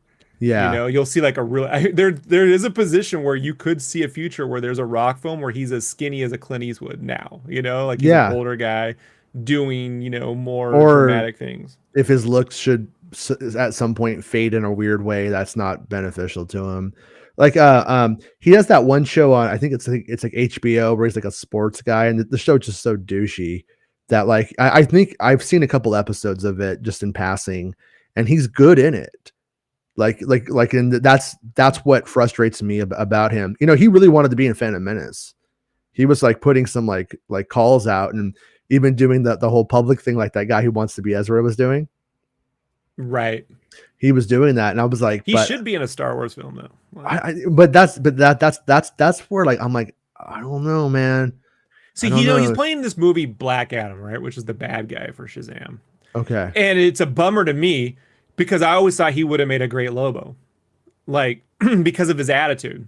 Yeah. Not because of his physical prowess. I think Lobo could be a CG character, but someone who could fucking run mouthy rings around Superman. You know, there was a script. What it was Keith Giffen wrote. He wrote a movie script for Warner's. He got paid. They never made it, but it was where the space mafia hires Lobo to kill Superman because he's just fucking up all their shit. Okay. And I'm like, that. Why did we get that movie? Like that was a perfect one-off film where you get a villain who gets hired to kill Superman, and he kind of could do it if he wants to. You know. Now I wish it was like Matt Berry playing a CGI character doing it, because I do want a wordsmith. The Rock is a wordsmith. If The Rock ended up in a Tarantino flick, he could handle that dialogue quite well. Mm-hmm. I think what we all agree is you're seeing a guy who has tremendous talent that is being used in a slapsticky way, you know, which has worked for mass audiences, but for that Miramax independent kind of film thing that we know he could do, it's not being utilized. Yeah, because I want like The Rock's Arnold movie. I want The Rock's Desperado. You know what I'm saying? Like I Can want. you just do remakes where it's just called The Rocks, like, you know, Wes Craven's? Yeah, and to be clear, I don't want remakes. I want The Rock's Hellraiser. Yeah, I mean, and I don't want remakes. I mean, I want like something original that he's in. The Rock's Monster Squad. Something that is like equivalent, that where it's like The Rock's Tetris. the Rock. I just want him to. I just don't understand why Hollywood can't use that guy correctly. You know what I mean? His career is doing quite well. We should not be giving him career. Well, no, his career. I mean, that's the thing is, being a good capitalist and a good artist aren't the same thing, and like that's you know what I'm saying, right? Yeah. But, whoa! I know. You see these figures, right? No, but no, exactly. They all built like The Rock. She's built like The Rock. The droid's built like The Rock. Yeah, everybody's Luke's The Rock. built like Lando's The Rock. They're all The Rock. no, it's like at this point we know that The Rock can manage his career just fine. He could do what's right for like now, but you know, and he's like his clone. His Diet Rock is Vin Diesel, who's hilarious, by the way. That's what I'm saying. Like, if you were in a Wes Anderson, you know, Grand Budapest Motel kind of film, you would get a way different Rock, you know? And I think he would do quite well in that environment. You know, if you put The Rock, George Clooney, and fucking, you know, anyone else in that film together in some weird, quirky thing, he'll be able to hold his own, you know? Yeah, no, and like that part, but I want Rock to play to his strengths. I don't like I hate John Travolta. John Travolta, like I don't really just naturally just hate somebody. John Travolta's always been somebody I've just always had a strong aversion to. I just want to punch him. Do you cheer when he gets shot in Pulp Fiction? Do you go, yes? Like, no, and that's I would say is the genius of Quentin Tarantino is that he picked the right guy for the sleazy role. Like so I love the casting in Pulp Fiction is the only movie I can watch him in where I'm like, yeah, like that is perfect. I hate Elvis men. I'm a Beatles man. All right. Anyways, Kenneth says, I'm so glad it wasn't just about The Rock. I never saw him in a single film I enjoyed. Mostly Moana was his best film, and you don't see him. Yeah, and I don't even think that counts because it's like it's not like the Rock brought that to life. They should remake The Rock and call it The Rock. The Rock with and he should have a CGI Henry Sr. What's his name? Well, no, have Nick Cage grow a beard and pretend to be Sean Connery. He'll do the voice. Or what if they set a movie in the 80s and he's literally selling rock? Or he does an opera film and he calls it a rock opera. Rock opera. Yes. There we go. Star Wars confirmed rock opera. He's a good singer. I think I saw him sing on SNL or something like that. And he's a good singer. So he could there could be a rock opera. You're a genius, man. That's it? Yeah. Wordsmithy. Just when I think you lost it, you come right back. What can I do? Rundown's great though. It's a cool movie. I'll see if it's streaming anywhere in a service that I currently have, and I'll watch it. I understand one has to go back a ways to go, this film is great, and that's, but you're just proving the rule. But that's like saying Lucas made a grounded film once. It was American Graffiti and not counting it. You know what I mean? Like you should count it. So for sure. Cool, fun movie. Yeah. Yeah. No. I mean, like I said, like every time I see the guy, I'm like, he seems like a cool guy, but I hate everything that he does. So it's just like about it. So I would love if that movie's right, and I'm like, oh, good. I'm glad you exist. That's nice because you can't not see The Rock, And I would not be surprised if we end up seeing him in Star Wars eventually, and hopefully it's a shame he couldn't make G.I. Joe work. Yeah, because he's such a G.I. Joe guy I mean, that goes to show you no one actor can save a studio's fucking self-destruction. But when he came on the G.I. Joe sequel, and I was like, wow, you're gonna have Ray Park, you're gonna have all these fucking, you're gonna have The Rock, like this could be the one, and you're like, no, it's even worse. How is this possible? How the trailer looked fantastic. God damn it, George Lucas, like you taught him how to do it. Yeah. He should be a G.I. Joe guy, I don't understand how The Rock and Optimus Prime, just seems like it's a fucking match made in heaven, but they just can't get it done. Yeah, no, that's like we were talking about the other day, like the fact that a G.I. Joe movie is hard as a hard watch is so ridiculous. Yeah, when you said that's right, when you said you'd like to see The Rock in a Commando type film, it should have been G.I. Joe. Yeah. Yeah. Like Hasbro has a YouTube channel, and they do like Saturday morning cartoons kind of things on it. Mm-hmm. And like it's kind of like a thing that's going on right now. So I watch that stuff with the kids. Like they'll like live stream an episode of G.I. Joe, but it's kind of fun because it's like G.I. Joe's on TV. My kids never saw it, and we get to watch it. And like when I watched G.I. Joe today, I'm like, this is still actually like kind of good. It's not great. But like watching it with my kids and stuff like that, like this worked. And but part you of it was the Indiana Jonesness. There was an Indiana Jones like atmosphere. J. Scott Campbell, the artist who created a book called Danger Girl, right? Mm-hmm. Everyone was like, "Oh, it's just a TNA book with like Indiana Jones," and he's like, "No, that's not the case at all. Like it was really kind of based off G.I. Joe." He's all. It's an Indiana Jones book with TNA. Yeah, I wish and then they play Tomb Raider. You figure that one out. But he was describing once at Comic-Con about G.I. Joe, and he's like, look, G.I. Joe had all this. They kept trying to find an ancient artifact that would help Cobra take over the world, and there was this archaeological, like magical side to the thing that wasn't a military aspect. There was this Indiana Jones side to G.I. Joe, and I just thought, what if you made that the central focus of the story, and he likes drawing hot chicks, so fucking whatever. Yeah. But I think that's the part that people forget on G.I. Joe. They keep thinking it's this global terrorist thing, and I'm like, that isn't it at all. Like that's what the commercial sells you on because of Reaganism. But when you watch it, there's another Indiana Jones side to it. So. Yeah, they were like pretty careful with it to make it a military show, but not really be about the military because of how parents were at the time and stuff, and how parents groups acted. And but I think it was like for the best in a lot of those stories. It works out pretty well. Allison says Danger Girls, G.I. Joe, Charlie Angels. You think that. Oh, okay. You think that, but that's what you would think looking at it. It's all about finding an archaeological piece of art. It's straight up. It has the Raiders of the Lost Ark ending. Like they actually find the Nazis used to get this thing. Yeah, it's all MacGuffin based. Yeah, it's really about this Cobra group trying to get basically the Ark of the Covenant or an armor that would give them the power of Zeus or some shit. There's a book J. Scott Campbell put out in 2004. It's a big coffee table book. An interview with through Comic Craft. Yeah, to Comic Craft, J. Scott Campbell. It's a series of interviews he did. That's the one I would read. I only bring it up because G.I. Joe, those movies never have that.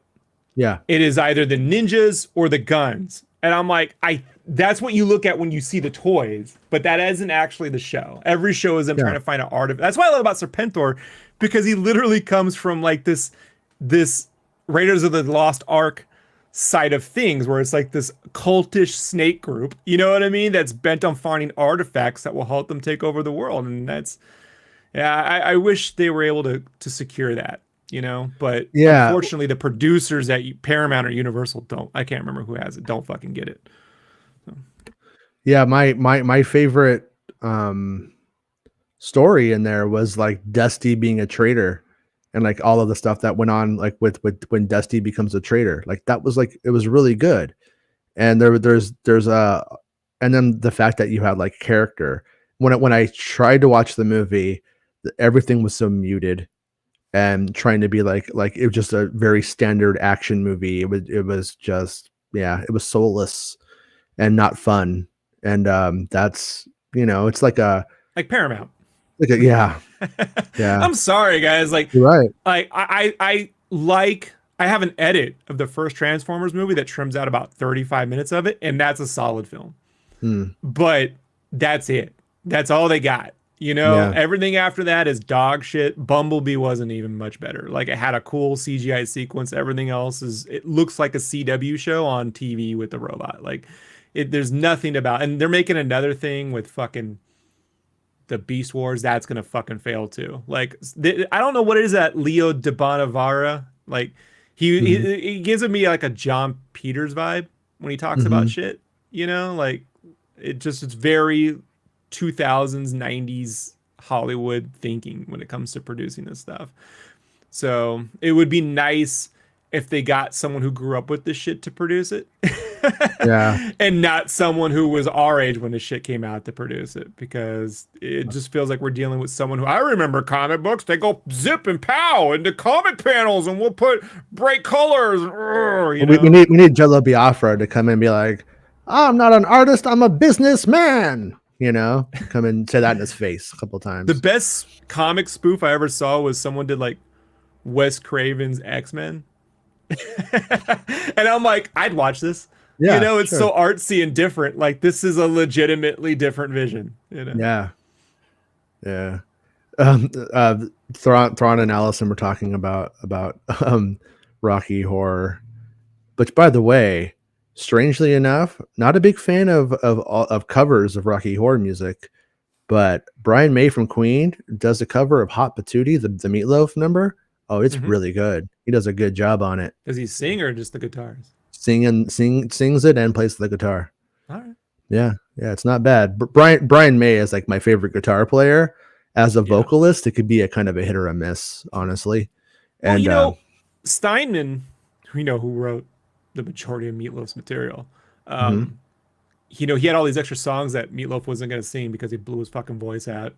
And so he put out a Jim Steinman album, right? Bad for Good, right? And at the time it got shit on because they're like, I don't like his voice. The songs are great, but his voice isn't as good. And I'm like, I'm of the different. I think Steinman's voice, because he knows how to sell his crazy ass lyrics.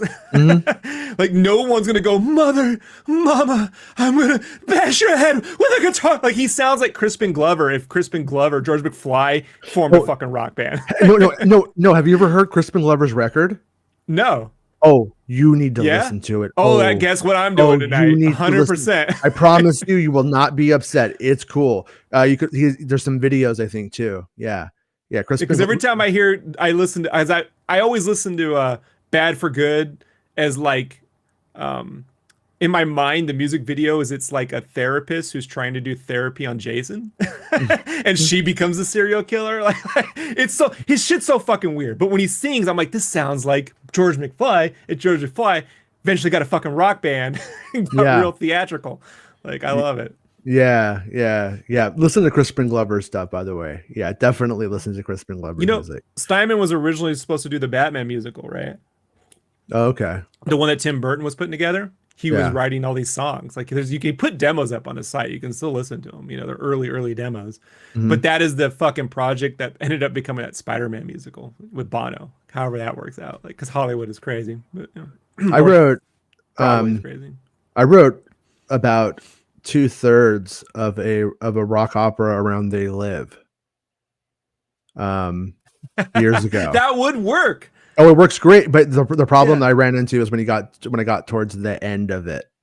The end of there is not really a third act, and you don't really notice it until it kind of turns into Half-Life at the end. It's like, just like everything just kind of like here's everything just kind of falls in and it's just over. You know what I mean? It ends, and I didn't know that it had been a comic book, and in the comic book version of They Live, at the very end, the main character finds out that they're the man.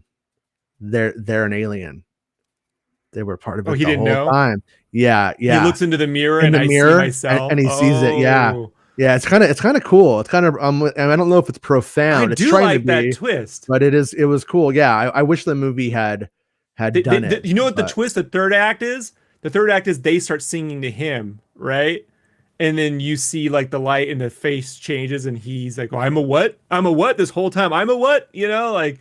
You're one of us, and then he just joins them. It could be dark, like remember the original, the Broadway, but I don't know if it was Broadway, but the theatrical, the fucking live version of Little Shop of Horrors, the one was it Menken, fucking because he did that adaptation, right? The guy that did Aladdin and fucking Little Mermaid and shit, like he's the one who wrote all the musical stuff. Alan Menken. Put that together, but at the end of it, I think you mean Merkin. I think it's Alan Merkin. I know, amazing composer, passed away sadly. But he choked on hair. No, AIDS. So oh shit. Yeah, it's super sad, bro. Yeah, okay.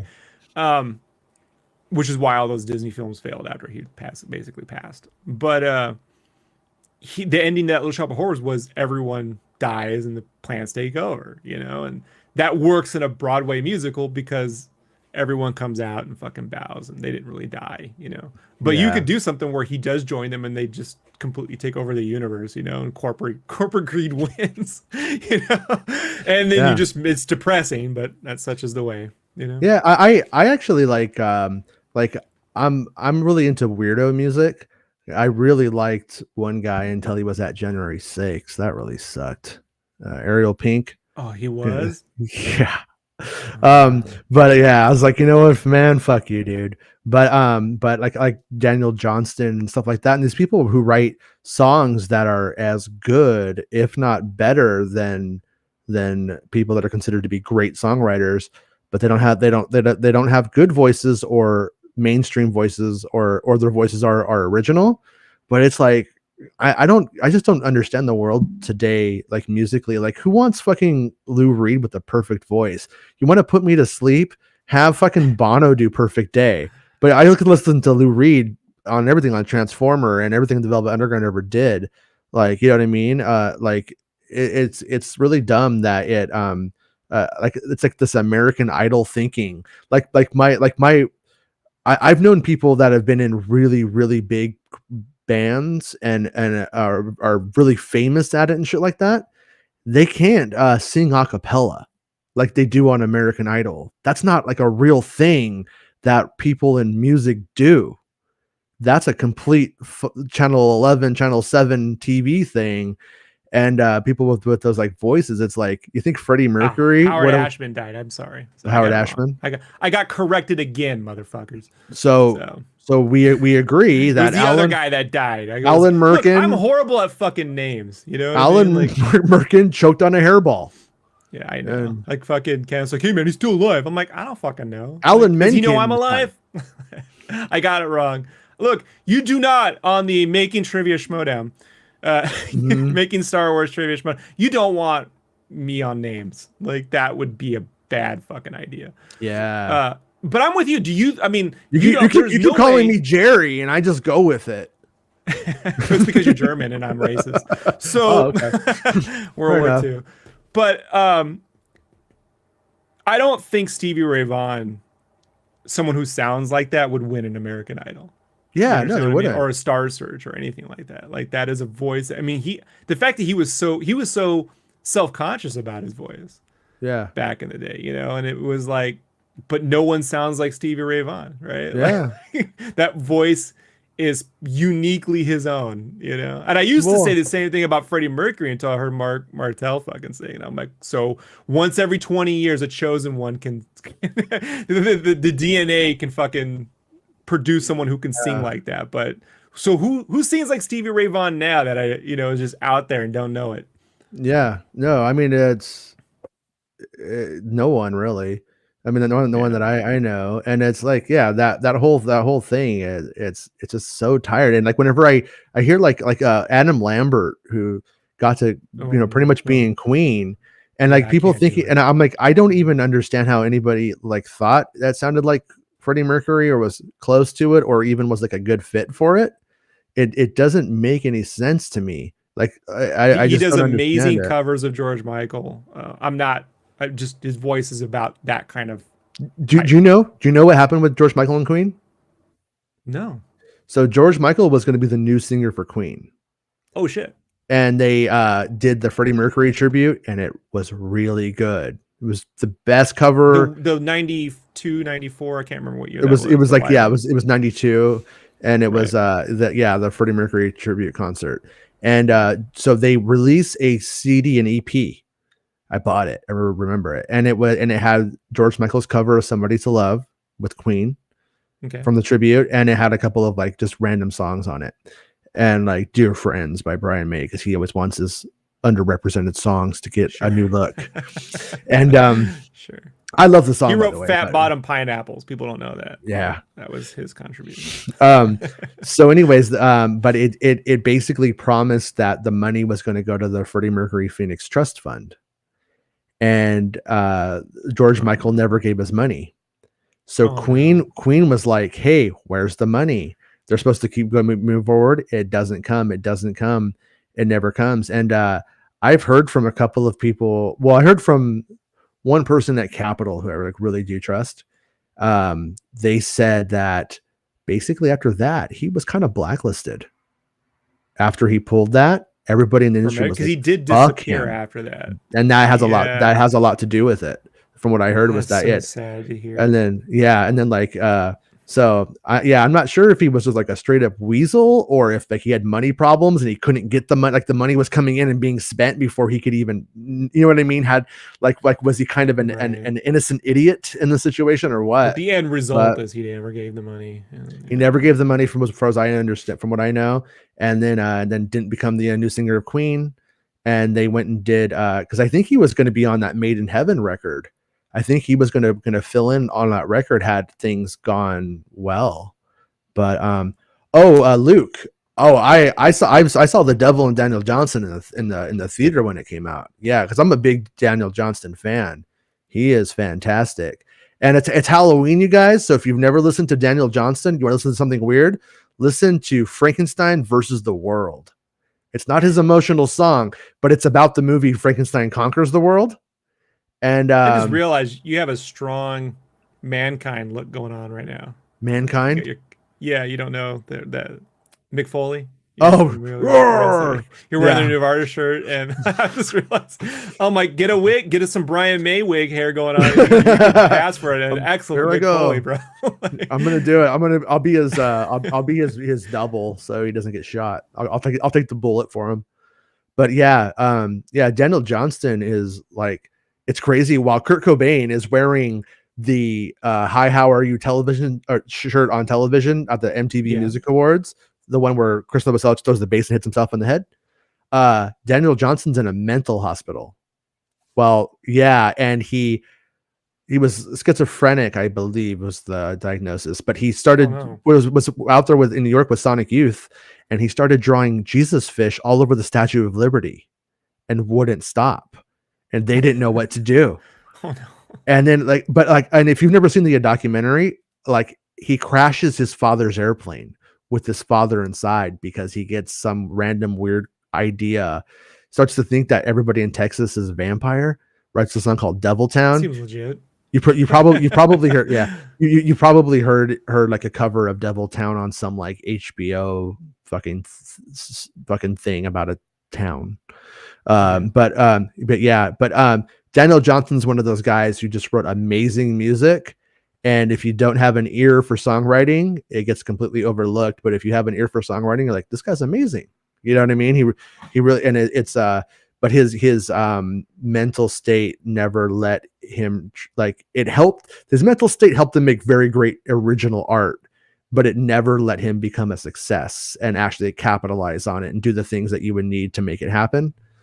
But That's yeah, but it's a good body of work. The comedy of the Daniel Johnston situation is, I bought a shirt from Daniel Johnston, the "Hi, How Are You" shirt, and I think he charged me $9.99 for it. And I had it for years. Actually, the girlfriend I lost at the beginning of the show I talked about, she still has it. She's probably banging other dudes in it right now. That's the one with the little alien dude. Yeah, the little. That's the only thing I know from Daniel Johnston was a little alien. Yeah. But I have that shirt, and I had it for years. Probably had it for like 10 years, and wearing it everywhere and all the time. Loved it. And I go to the Hard Rock when I was getting married. I think we went to Vegas, and when I'm there, I stop at the Hard Rock Hotel, and they're selling the same fucking shirt for $49.99. For $50, you could have a Daniel Johnston "Hi, How Are You" shirt, but it wasn't called that. It was called a Kurt Cobain 1992 Video Music Awards television show, some shit like that. And it was like, knew about Daniel Johnson, right? Yeah, and I was like, man, he died recently, which sucks. But I 19 or 18. I want to say it was about 2 years ago now. But I was like, yeah, I'm always like, man, I hope he got that money. I hope that money isn't in some universal escrow account, and he never got to see a dime of it. You know, he was touring till like the day he passed, right? So like, he would do tours, but it wasn't like touring. Like, it's like, oh, Daniel's going to show up and you go see him if you could see him. You know what I mean? Like, because it was kind of, it was like because I remember when he passed, I looked up his website and I was like, this looks like it's right out of 1997. Yeah. But it had tour dates at the top. It was like all hand drawn and scribbly and stuff. But it looked cool. I mean, it was really unique, you know? Yeah, no, he makes, and his art is, his art is unique to him. If Wes Anderson ever does a rock movie pick, Daniel Johnston might be the guy he can handle, right? Yeah. Because to get that artistic style, the cover designs and all that stuff into a film with music, I think only someone of that sensibility could pull that off. Yeah, he falls in love with this girl named Lori, and she becomes like his muse. Like, all of his songs are about the idea of Lori. But the raddest thing that could happen to an artist happened to him in that instance is that she marries an undertaker. The Undertaker? McFoley? No, not the wrestler. No, but okay. But if you lose like the love of your life and you're gonna write all of your material about her, and she marries an undertaker, how fucking lucky is that? I'm just saying. I mean, like, that's pretty good. You get the story. Yeah, you know? Yeah. But he ends up on like MTV, like in like the like late 80s, I want to say, and like all the people in Texas are like mad because his voice is crazy. It's like super high shrill at first, but he doesn't play guitar well. He's really yeah. It's like a squeaky kid. But I mean, it's like what's so rad about it is too is like when he didn't have like a way to reproduce his records, so he would make you a record. So there's like hundreds of "Hi, How Are You," I believe. Like because they're all unique. they're all a unique performance of those things, and Yeah, like now, whenever you, like, if you listen to him on like iTunes, it's like, I believe, like a collection of the best performances, like the curation to make those records for the most part. But yeah, but I'm super into Daniel Johnston. Like I like, there's something very untouched by the record industry about him, about like his stuff, But Right. Give it uh, time. They'll record his songs in a very slow, creepy way. no, there was For a the new Batman movie. there was a compilation CD with like Radiohead and Beck and people doing his songs, and they do show. I mean, they do prove what a great songwriter he is. At the Right. same time, it does lose, for me. It loses something when it's not him. And so, to go back to the original thing we're talking about, like I love people with an original voice. Like I don't Yeah, that's think why I like Steinman stuff, man. I mean, even though people go, "Oh, the lyrics is problematic," I don't give a shit. Like yeah. I'm staying the fuck away from those conversations. Like, I Well, like no. his stuff. It's certainly way over the top and totally unique. Well, it's like the first two Weezer records are pretty much, in my opinion, almost two perfect records. Are there things in it that are like very problematic?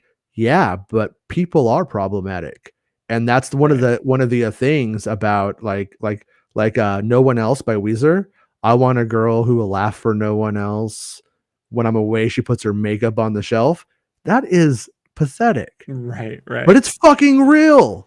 And Because those I are can, also the pathetic thoughts that dudes have sometimes, those right? are Like so, very, right. yeah. Because That's otherwise you end up with that soul. I hate the fucking music of the Allison. modern pop music, right?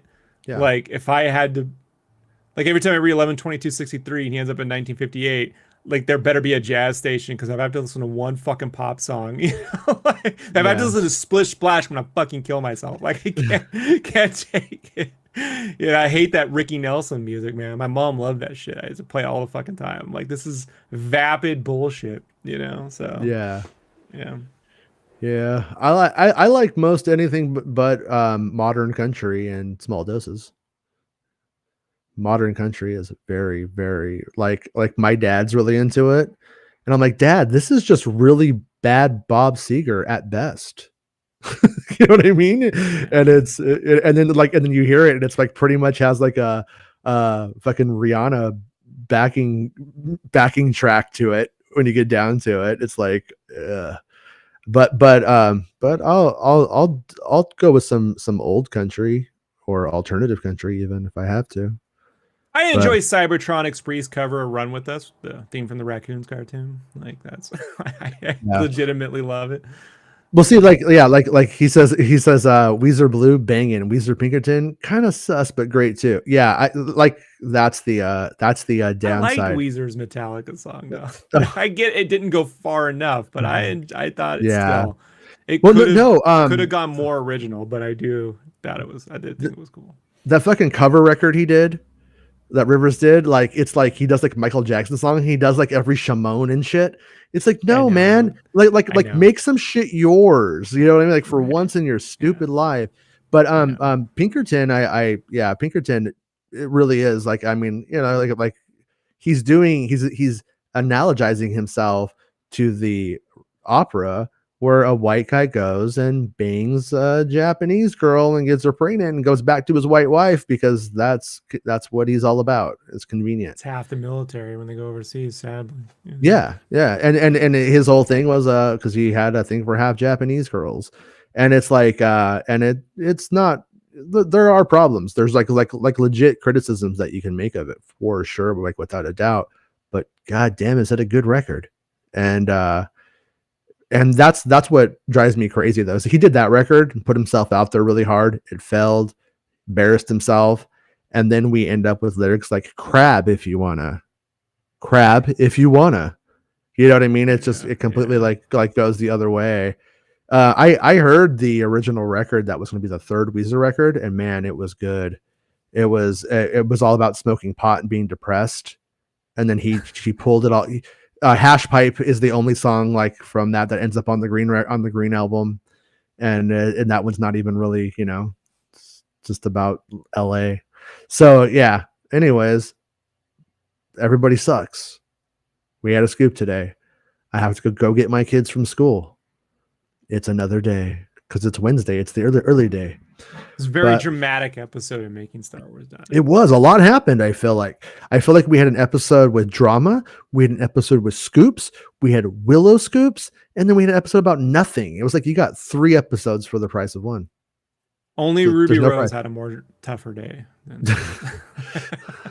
If you're familiar with what's going on with that right now, like I don't know what you're talking about. She just posted laughing. a whole thing on TikTok about Warner Brothers and being on that Batwoman show and all the people that were injured on set, and she almost fucking lost her eye and shit. And then Warner Brothers goes, "This has never happened." And I'm like, well, "This is easy to prove. Go get the other fucking people who went to the hospital." You know, like it's not that hard. And honestly, it sounds exactly like the shit we've been hearing, you know, from IATSE fucking people. You know, like Yeah. I don't know, man. I wasn't there, but at the same time, it's very specific. You know, so Yeah. I'm like, when it's very specific details, it's very difficult to make up. When it's just the ramblings of someone who claims to have once been part of an affiliation in the government and they have UFO encounters, but hold on, let me tell you about something else first. That's different. So yeah, it's an interesting day, man. All right, so tomorrow we're gonna get even more crazy. So wait for tomorrow, you guys. Wait for tomorrow. Nick says on the same tip as Daniel Johnston, Rocky Erickson's The Evil One has a great Halloween listen. Okay, I'm not familiar with it, so thank you. I will check it out. And it's on the same tip as Daniel Johnston. Okay, that sounds great. I will Halloween, listen to that. man, it's nothing but the ghost of Stephen Foster's Scroll Nut Zippers for me. I just basically leave it on a loop and drive my wife nuts. Telling you, man, Frankenstein conquers the world. It's great. I got my 6-year-old daughter into Daniel Johnston with that one. And, oh yeah, and then he has a song called "They Got McDonald's on the Brain, It's Plain to See," and that got her in because she loves McDonald's. Kids love Seems like McDonald's. they should have done more Daniel Johnston covers on Animaniacs. Yeah, You know, like that actually would have. He should have- pretty well. he should have written songs for Animaniacs. Is kind of what it Yeah. comes down to. In that documentary, one of his friends says, "I always thought he would become like a Liberace type with like a piano and a big show around him, and it would be very bizarre but great." And yeah, I'm surprised it never happened. But yeah. By the way, yeah, you can look up a lot of it in the summer 2000 demos if you look that up. It was a lot of good stuff. Preacher's Son, and I saw them play all that stuff live. I heard all the demos back then because I was in a band called Your Real Dad back then. And we played in that whole scene. It was a good time for the most part. But anyways, we'll see everybody tomorrow. Thanks to everyone who supports me on the Patreon machine and the YouTube machine, and everybody who spends money on stupid shit like supporting me. I appreciate it a lot. You're welcome.